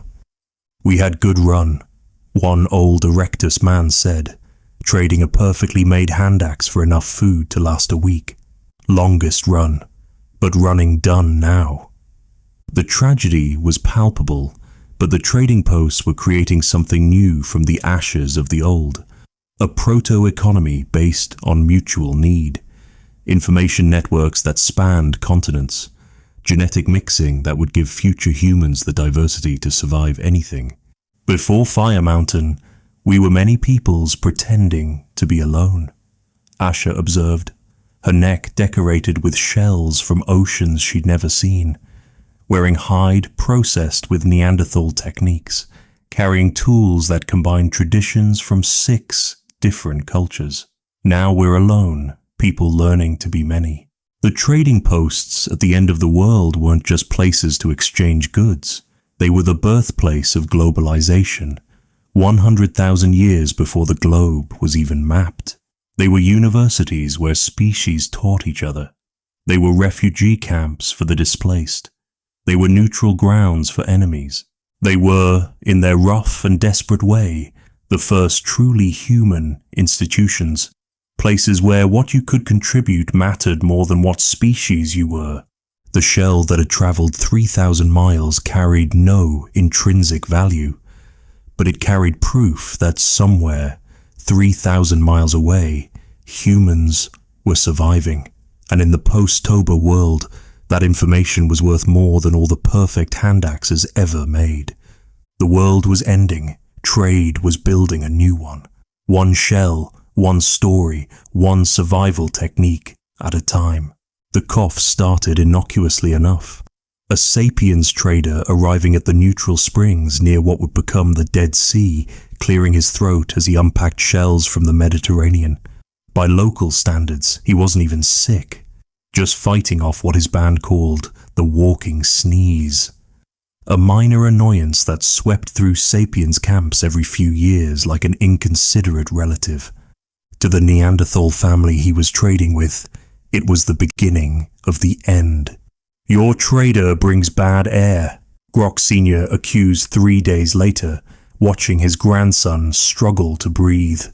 The boy's robust Neanderthal physiology, built to wrestle cave bears and survive glacier-adjacent temperatures, was failing against an enemy too small to see. The Sapiens trader was genuinely confused. Half his band had the same cough. His own children had survived it with nothing worse than a few days of whining and extra sleep. How could something so trivial be killing these stronger, tougher humans? "Is like when Europeans bring smallpox to Americas," Kea's daughter said, though she wouldn't have used those words, and the Americas wouldn't be discovered by her people for another 85,000 years. But the principle was the same. Diseases that were annoying to one population were apocalyptic to another. The math was brutally simple. Sapiens populations in Africa had been exposed to tropical diseases for 300,000 years. Their immune systems were a library of antibodies, each hard-won through generations of survival. They carried tuberculosis, various gut parasites, respiratory infections, and blood-borne pathogens that they'd learned to coexist with. Neanderthals had their own disease library, but it was written in a different language. Cold-adapted pathogens, cave-dwelling bacteria, European parasites that Sapiens had never encountered. In a fair exchange, both populations should have been equally vulnerable. But the exchange wasn't fair. Sapiens were moving into Neanderthal territory in larger numbers than the reverse. They were bringing African diseases to European immune systems, while Neanderthal diseases mostly stayed in Europe. It was biological imperialism, conducted entirely by accident. "We didn't know," the Sapiens trader protested, watching the Neanderthal boy's fever spike. "How could we know?" He was right. Germ theory wouldn't be invented for 99,900 years. The idea that invisible creatures could jump between people and cause disease was as foreign as smartphones to a stone toolmaker. Disease was caused by bad air, angry spirits, or eating the wrong combination of foods. Everyone knew that. The Denisovans fared better initially. Their extreme environments meant fewer shared diseases. Most pathogens couldn't survive the altitude transitions their traders made daily. But that isolation became vulnerability when diseases finally reached them. Valley sickness climbs mountain, Pema noted, treating the 5th case of something that looked like tuberculosis but acted faster. Her mountain medicines, perfectly adapted for altitude-specific ailments, were useless against lowland diseases, turbocharged by thin air. The Hobbits faced their own microbial apocalypse. Island populations with limited genetic diversity were immunological sitting ducks. When mainland diseases arrived via trading boats, entire families would succumb to what mainlanders considered childhood illnesses. "Dragon bites we can treat," City said, watching another Hobbit child burn with fever. This invisible biting, no defense. But it wasn't just the diseases themselves, it was the secondary effects. A Neanderthal band where half the adults were sick couldn't hunt effectively. Missed hunts meant malnutrition. Malnutrition meant increased susceptibility to other diseases. The spiral accelerated. Sapiens bands, meanwhile, maintained their numbers even during disease outbreaks. Their larger populations meant some individuals were always recovering, always immune, always able to hunt and gather. They could afford to be sick. Other species couldn't. "We tried separation," Grok Jr. explained to his Sapiens wife, who was desperately trying to understand why her adopted Neanderthal family was dying around her. "Avoided Sapiens camps. But disease travels on traded goods, in shared water, through air at meeting places." The cruelest irony was that attempts at peaceful coexistence accelerated disease transmission. The more species interacted, trading, interbreeding, sharing territories, the faster pathogens spread. Isolation meant starvation. Contact meant contagion. There were no good choices. "Maybe this why we only species left," Asher said quietly, watching a mixed funeral where Sapiens and Neanderthal customs awkwardly combined to honor a child who'd been both. "Not because we stronger or smarter, because we carry death and don't die from it." The Invisible Army marched wherever Sapiens traveled. Into Europe, where Neanderthal populations crashed not from warfare, but from wheezing. Across Asia, where Denisovan mountain strongholds became plague pits. To islands where Hobbit populations discovered that the scariest predator was something you couldn't see. By the time anyone understood what was happening, it was over. The disease exchanges had run their course. Populations had either developed immunity or died. The survivors were mostly Sapiens, not through any superiority, but through the biological accident of having evolved alongside nastier microbes. "We are walking disease," a Sapiens elder said, understanding dawning with horrible clarity.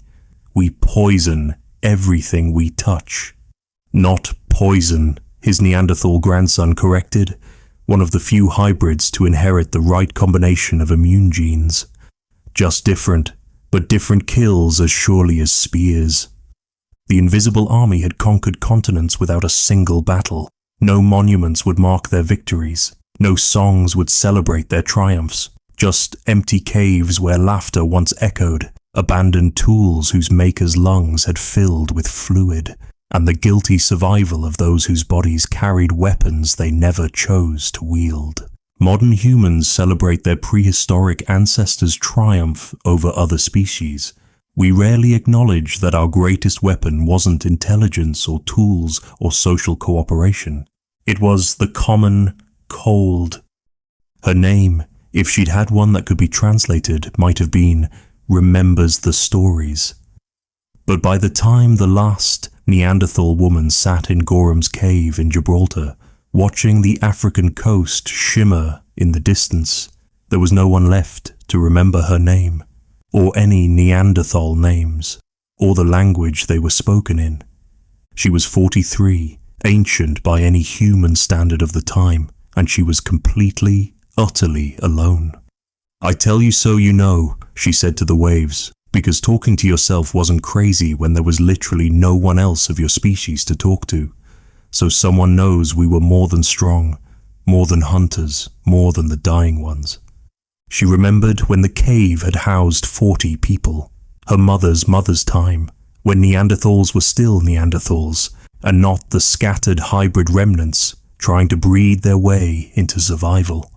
Back when they had their own stories, their own songs, their own ways of seeing the world that needed no justification or comparison to anyone else's. We sang, she said, her voice cracking from disuse. How long since she'd spoken to another person? Months, years. Time meant nothing when you were the last.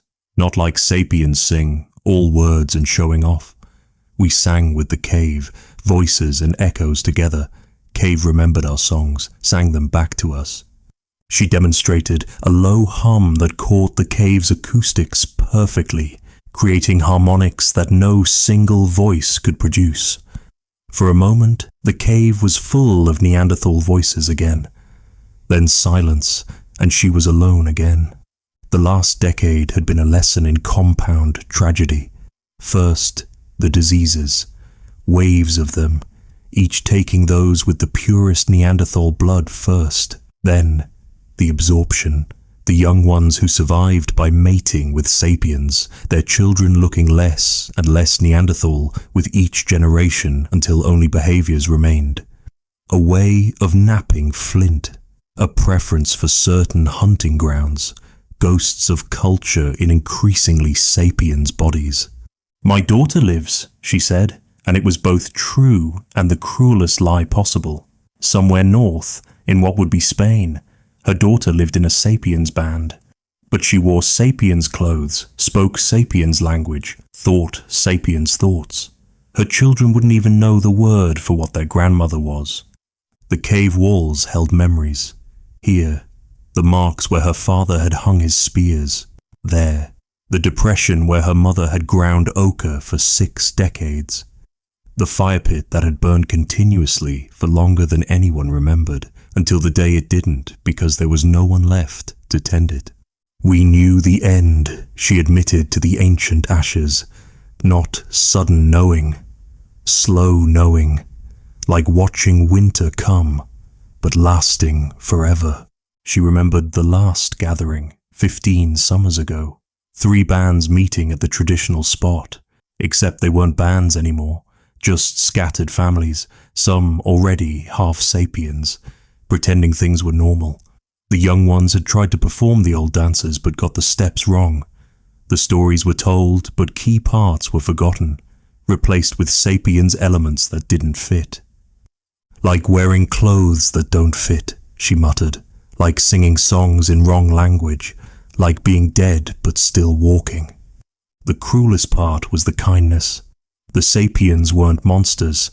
Many tried to help, to include, to preserve, but kindness could be its own form of extinction. They'd welcome Neanderthal refugees, teach them Sapiens ways, celebrate when the children survived, never understanding they were performing euthanasia on an entire culture. "They paint their caves with animals," she said, remembering visiting a Sapiens site and seeing their art. Beautiful, but why? Animals are outside. Why trap them in stone? We painted ourselves, our hands, our being here. That's what mattered. Her own hands were swollen with arthritis, too painful now to properly nap flint. She'd been reduced to using Sapien-style tools, the final indignity. Even her daily survival depended on abandoning Neanderthal ways. The food was running low. Had been for days, maybe weeks. She'd stopped counting. A Neanderthal alone couldn't hunt the old way, couldn't maintain the networks of knowledge about herds and seasons, couldn't even keep a proper fire going with hands that struggled to hold kindling. Could walk to them, she mused, looking north where Sapiens camp sent smoke into the sky. They would take me in, feed me, care for old woman, call it kindness. But she'd made this choice years ago, when the last Neanderthal male in Gibraltar had died. She could have left then, joined the hybrid bands, lived longer. Instead, she'd stayed. Someone had to be the last. Someone had to remember without dilution, without translation, without adaptation. We were not just the strong ones, she said, beginning what might be her final recitation. We loved, we laughed, we cared for broken ones. We made beauty because beauty mattered. We were people, full people, not almost sapiens, not failed humans. People. The sun was setting, painting the cave red, the color Neanderthals had used before anyone else, the color that meant life and death, and the bridge between. She could see Africa from here on clear days, could see where sapiens had come from to accidentally destroy her world with diseases and ideas and children who survived by forgetting. I am last, she said simply. After me, only stories. Sapiens stories about us. Wrong stories, kind stories. Stories that make us what we weren't, but no one left to say, that's not how it was. No one to remember true. She closed her eyes, listening to the cave breathe around her. 40,000 years of Neanderthal presence in this place, ending with one old woman who hurt too much to gather limpets, too proud to accept charity, too stubborn to let her people die unmourned in their own tongue. When sapiens found her 3 months later, they buried her with respect, even honor. They painted her with ochre and left offerings. They told stories about the last Neanderthal, noble and tragic. They got almost everything wrong, but at least they tried to remember. That was more than extinction usually got, and in their trying, they preserved one truth. We were here. We mattered. We were people. Even if no one would ever again truly understand what that meant in Neanderthal terms, the cave sang with emptiness. And then it just was empty. The last echo of the last voice of the last member of humanity's closest siblings, fading into silence that would last forever. The Mammoth matriarch knew the old paths by heart. 3 decades of leading her family through seasonal migrations had worn grooves in her memory deeper than any river channel. But this spring, standing at the edge of what should have been endless grassland, she found only smoke and sapiens. They'd done something unprecedented. Instead of following the herds, waiting for nature's patterns, they'd burned the entire valley. Not a wildfire. Those happened, and the grasslands always recovered. This was systematic, controlled. Line after line of fire set to drive every living thing toward the cliffs. New thinking, Kia's descendant, her great-great-granddaughter, explained to the mixed band of sapiens and hybrid children. Why hunt one mammoth when you can make the land hunt 20 for you? The matriarch trumpeted, calling her family back. But there was nowhere to go. Fire behind, cliffs ahead, humans on both flanks. For the first time in mammoth memory, intelligence had been weaponized against them at landscape scale. This scene was playing out across the world. The megafauna, giants that had ruled every continent since before humans figured out sharp rocks, were discovering that size, strength, and million-year survival records meant nothing against a species that could think 3 moves ahead. In Australia, the last Diprotodon, a wombat the size of a small car, emerged from its burrow to find its world literally on fire. Humans had learned that systematic burning created new growth that attracted herbivores, but they'd gotten too good at it.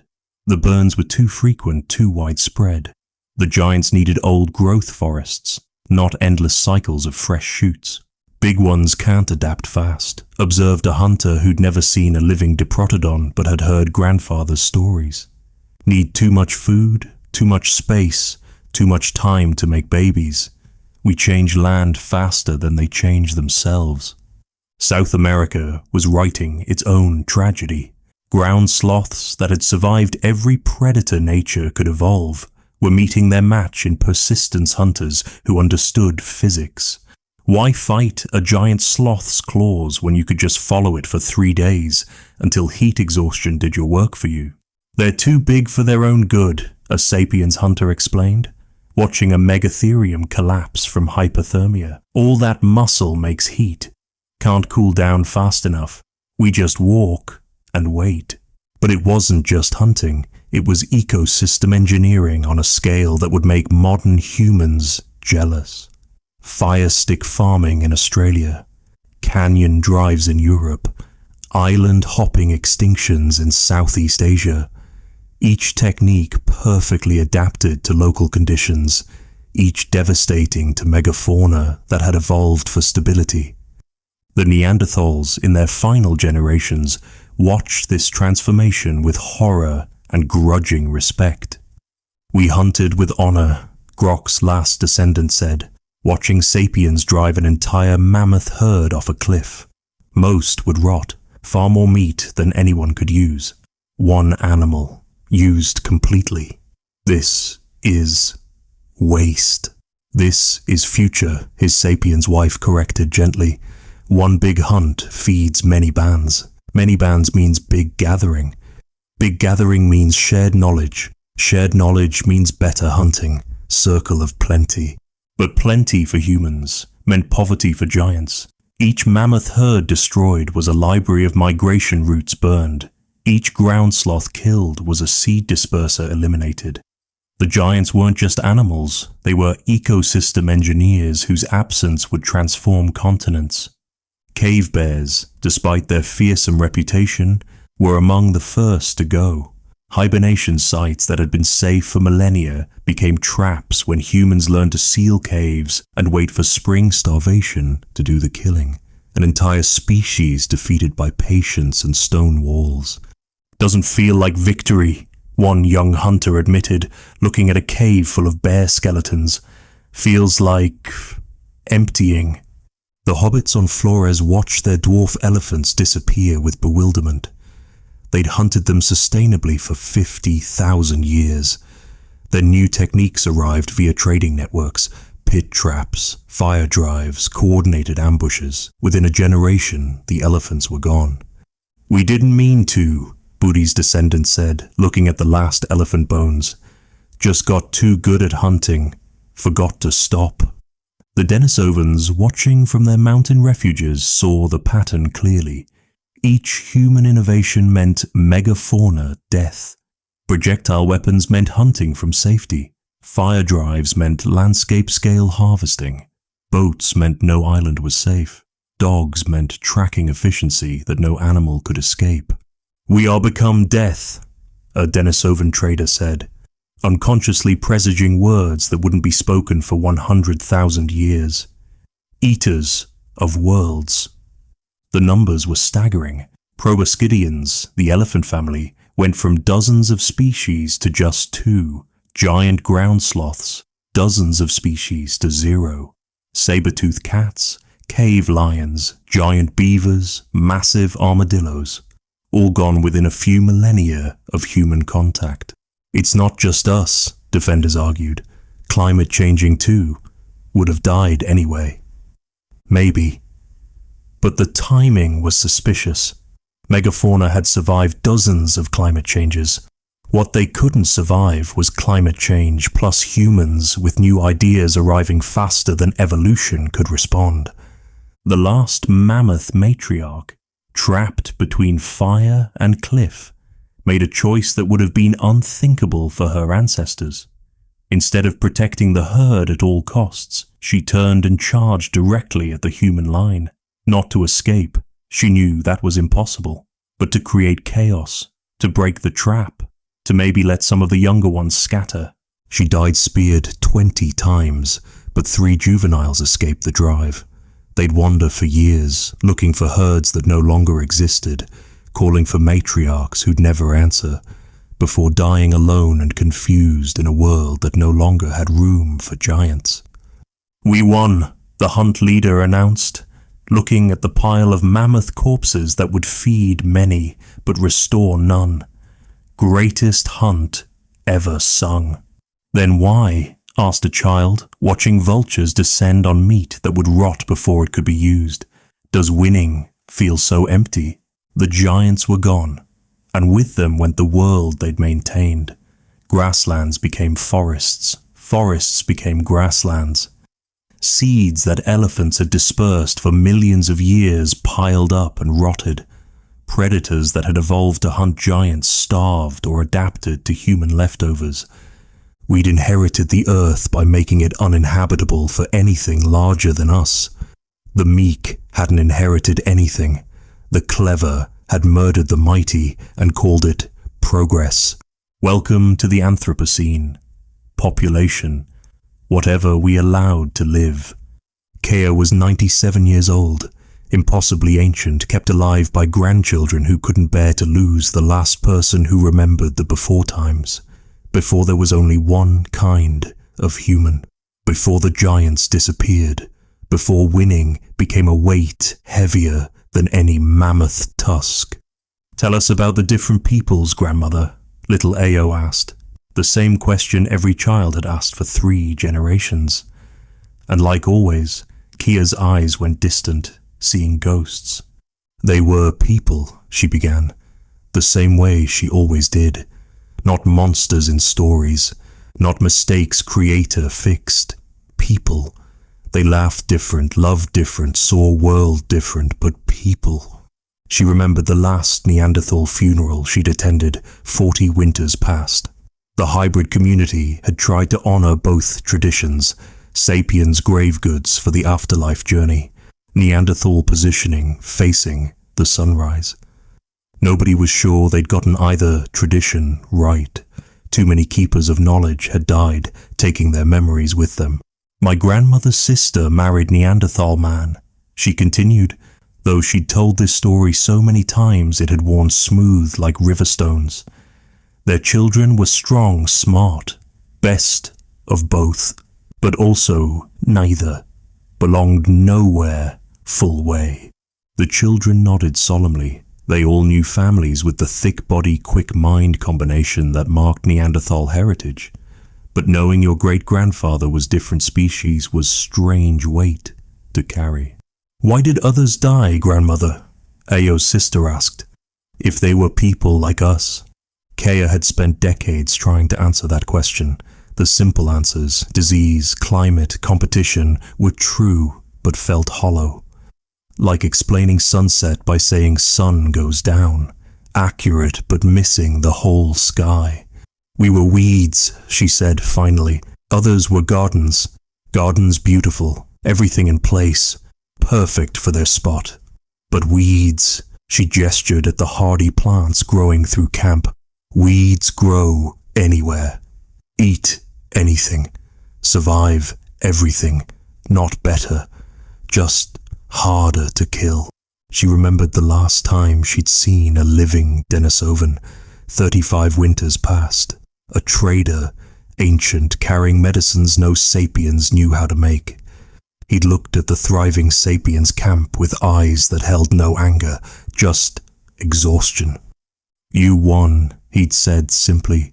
"World is yours now. Try not to break it."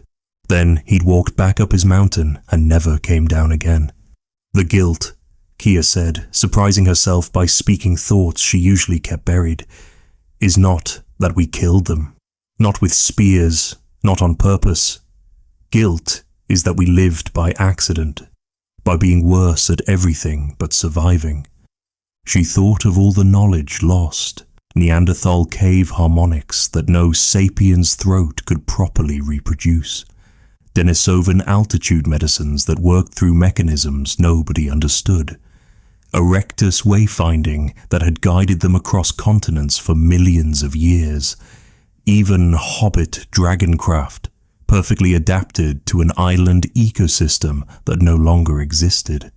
"We are like child who inherits library but can't read," she said. "We have whole world but lost instructions for using it right." The irony cut deep. Sapiens had survived through flexibility, through adapting faster than evolution allowed. But in winning, they'd created a world that required the very specializations they'd defeated. Who knew ice when the ice masters were gone? Who understood giants when the giant hunters had vanished? Who could read the deep patterns when the pattern keepers had died? "Sometimes I dreamed them," Kea admitted, "all the peoples together at the last waterhole. They look at us, not angry, just disappointed, like parents watching child break favorite pot. Sad for child who now has no pot. The children were quiet. This wasn't how the story usually went. Usually, grandmother talked about the clever innovations, the brave explorations, the triumph of human spirit. This was different, heavier. "Are we bad, grandmother?" Io asked in a small voice. "No," Kea said firmly. "We are what we are. Weeds don't choose to choke gardens. Rain doesn't choose to flood. We survived because that's what life does. It survives. But..." She paused, looking at the diverse faces around her, some showing Neanderthal thickness, others the lean build of pure Sapiens, a few with features that whispered of Denisovan heritage. All human now, all carrying ghosts in their cells. "But we carry responsibility now. We are only ones left to remember all peoples, to learn from all ways, to honor the gone by living better." She thought of the empty world they'd inherited, the mammoth highways now forests, the giant sloth gardens now tangles, the cave bear homes now echoing human voices, every absence a reminder of what thoughtless success cost. "When I die," she said, causing grandchildren to protest reflexively, "you must remember this. We won by accident. We inherited by default. We are not chosen. We are what's left. And what's left must be enough to honor what's gone." That night, Kea dreamed the dream again. All the peoples at the waterhole, but this time they weren't disappointed. They were waiting, patient as only the dead can be, waiting for their accidental inheritors to become worthy of the empty world they'd won. She woke knowing she wouldn't see another spring, but she'd told the story, planted the guilt like seeds. Maybe it would grow into wisdom. Maybe her great-great-grandchildren would find ways to fill some of the absences their survival had created. Or maybe they'd just inherit the guilt along with the world, passing both down forever, the price of being the only ones left to remember what a full world looked like. Either way, the story would continue. The last story, the only story. The story of those who survived to tell stories about those who didn't. The last gathering of all the peoples happened in dreams now. Io, great-granddaughter of memories, stood at the ancient waterhole where 7 species had once drunk together. But she stood alone, except for shadows only she could see. It had been 20 winters since the last confirmed non-sapiens human died. An old woman on a distant island who might have been part Denisovan, part something else, but definitely the last of whatever mixture she was. The world now held only one kind of human. Homo sapiens, alone at last. "We used to think alone meant safe," Ao said to the assembled sapiens bands who'd come for this memorial gathering. "No competition, no other humans to fight for resources, just us, everywhere, forever." She paused, looking at the 1,000 faces. More humans in one place than had existed in some entire species. All sapiens, all victorious, all somehow diminished by their solitary success. But alone also means alone with our mistakes. Alone with consequences. Alone with no one else to blame when things go wrong. The litany of absences had grown beyond other humans. The world they'd inherited was emptying at accelerating pace. The last mammoths were gone. Cave bears, giant sloths, saber-toothed cats. All vanished into bone and regret. Even smaller creatures were disappearing as humans spread into every niche, every island, every possible habitat. "My great-great-grandmother remembered when different humans brought different wisdom," Ao continued. "Neanderthals who knew cold, Denisovans who knew height. Each people had piece of survival puzzle. Now we have all pieces but no picture to follow." The irony was bitter as winter wind. Sapiens had survived through diversity, genetic, cultural, technological, but their survival had eliminated diversity itself. one species, one basic culture with minor variations, one way of seeing the world reflected endlessly in every human face. We tell ourselves we're diverse, a young man called out. Different bands, different customs. We're not all same. No, Io agreed, but we're all same species. All think with Sapiens brains. All see with Sapiens eyes. When Neanderthal looked at cave, they saw something we'll never understand. When Denisovan breathed mountain air, they felt something we can't feel. We have whole world but only one way of knowing it. She thought of the hybrid children, the ones carrying ghost genetics from other species. They were living monuments to what had been lost. A child with Neanderthal strength, but Sapiens ambition. Another with Denisovan lungs but lowland preferences. Mixing without understanding, like cooking with ingredients you couldn't name. The true price, she said, isn't that we're alone. It's that we don't know what we're missing, like person born blind, trying to understand color from descriptions. We can list what others did, but not feel how they experienced doing it. The gathering fell silent. Around them the empty world echoed with absences. No mammoth trumpets, no giant sloth calls, no cave bear roars. Even the human voices were monotone now. All Sapiens variants of the same basic sounds. The symphony had become a solo act. So, what do we do? A child asked. The eternal question of the inheritors. Io looked at the waterhole, imagining it full again. 7 species jostling for position. The careful negotiations of space. The wary respect between different kinds of human. The richness of multiple solutions to survival's puzzles. We remember, she said finally, not just that they existed, but that existence could be different. We carry their genes, their tools, their stories. We're not them, can never be them, but we're touched by them, changed by them. She pulled out a shell necklace, design passed down from the first Sapiens fashion, but made with techniques learned from Neanderthals, strung with methods adapted from Denisovans, telling stories that mixed all traditions into something new. We're alone, she said, but we're alone with memories, alone with responsibilities, alone with the knowledge that being only doesn't mean being best, just being last. The sun set over the waterhole, painting shadows of species that would never drink there again. But in the flames of the evening fires, in the stories told to children, in the dreams of the guilty survivors, the ghosts gathered still. Neanderthal strength, Denisovan adaptation, Erectus endurance, Hobbit ingenuity, all the ways of being human that weren't sapiens but were undeniably human.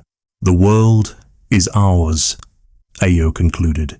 We won by outlasting, by adapting faster, by carrying diseases and ideas that spread like wildfire. We won by accident and persistence and the random luck of evolution. But winning means inheriting everything, the beauty and the emptiness, the possibilities and the absences. She looked at her people, the only people now, forever. We are alone at last. May we be worthy of the solitude we've created. May we fill some fraction of what we've emptied. May we remember that being the only ones left doesn't make us the best, just the responsible. The gathering dispersed, each band returning to territories that once held different species, carrying shells and stones and stories, carrying genes that whispered of other ways, carrying the endless burden of being the sole inheritors of a world built for diversity, Homo sapiens, wise humans, alone at last with their wisdom and their emptiness, trying to be enough for a world that had thrived on many. The price of victory was everything they'd defeated. The prize was an empty throne in an echoing palace, ruling subjects who all shared the same face in the mirror. They'd won evolution's lottery, Now they had to figure out what to do with the winnings. Forever. Alone. The last human species stood at the waterhole, seeing only their own reflection multiplied infinitely. They'd achieved what no species had before: total dominance, complete solitude, absolute victory. It tasted like ashes. It echoed like extinction. It stretched ahead like a road with no turnings, no surprises, no others to meet along the way. Just Homo sapiens, wise and alone, inheriting the earth they'd accidentally emptied in their triumphant stumble toward tomorrow. The story of the 7 species had become the story of one, and that one would spend the rest of history wondering what the other 6 would have done differently. Alone at last. The price paid in full. The future uncertain as fog, but certainly, utterly, eternally human in only one way. The waterhole reflected stars in a single species drinking deeply from the well of their solitary victory.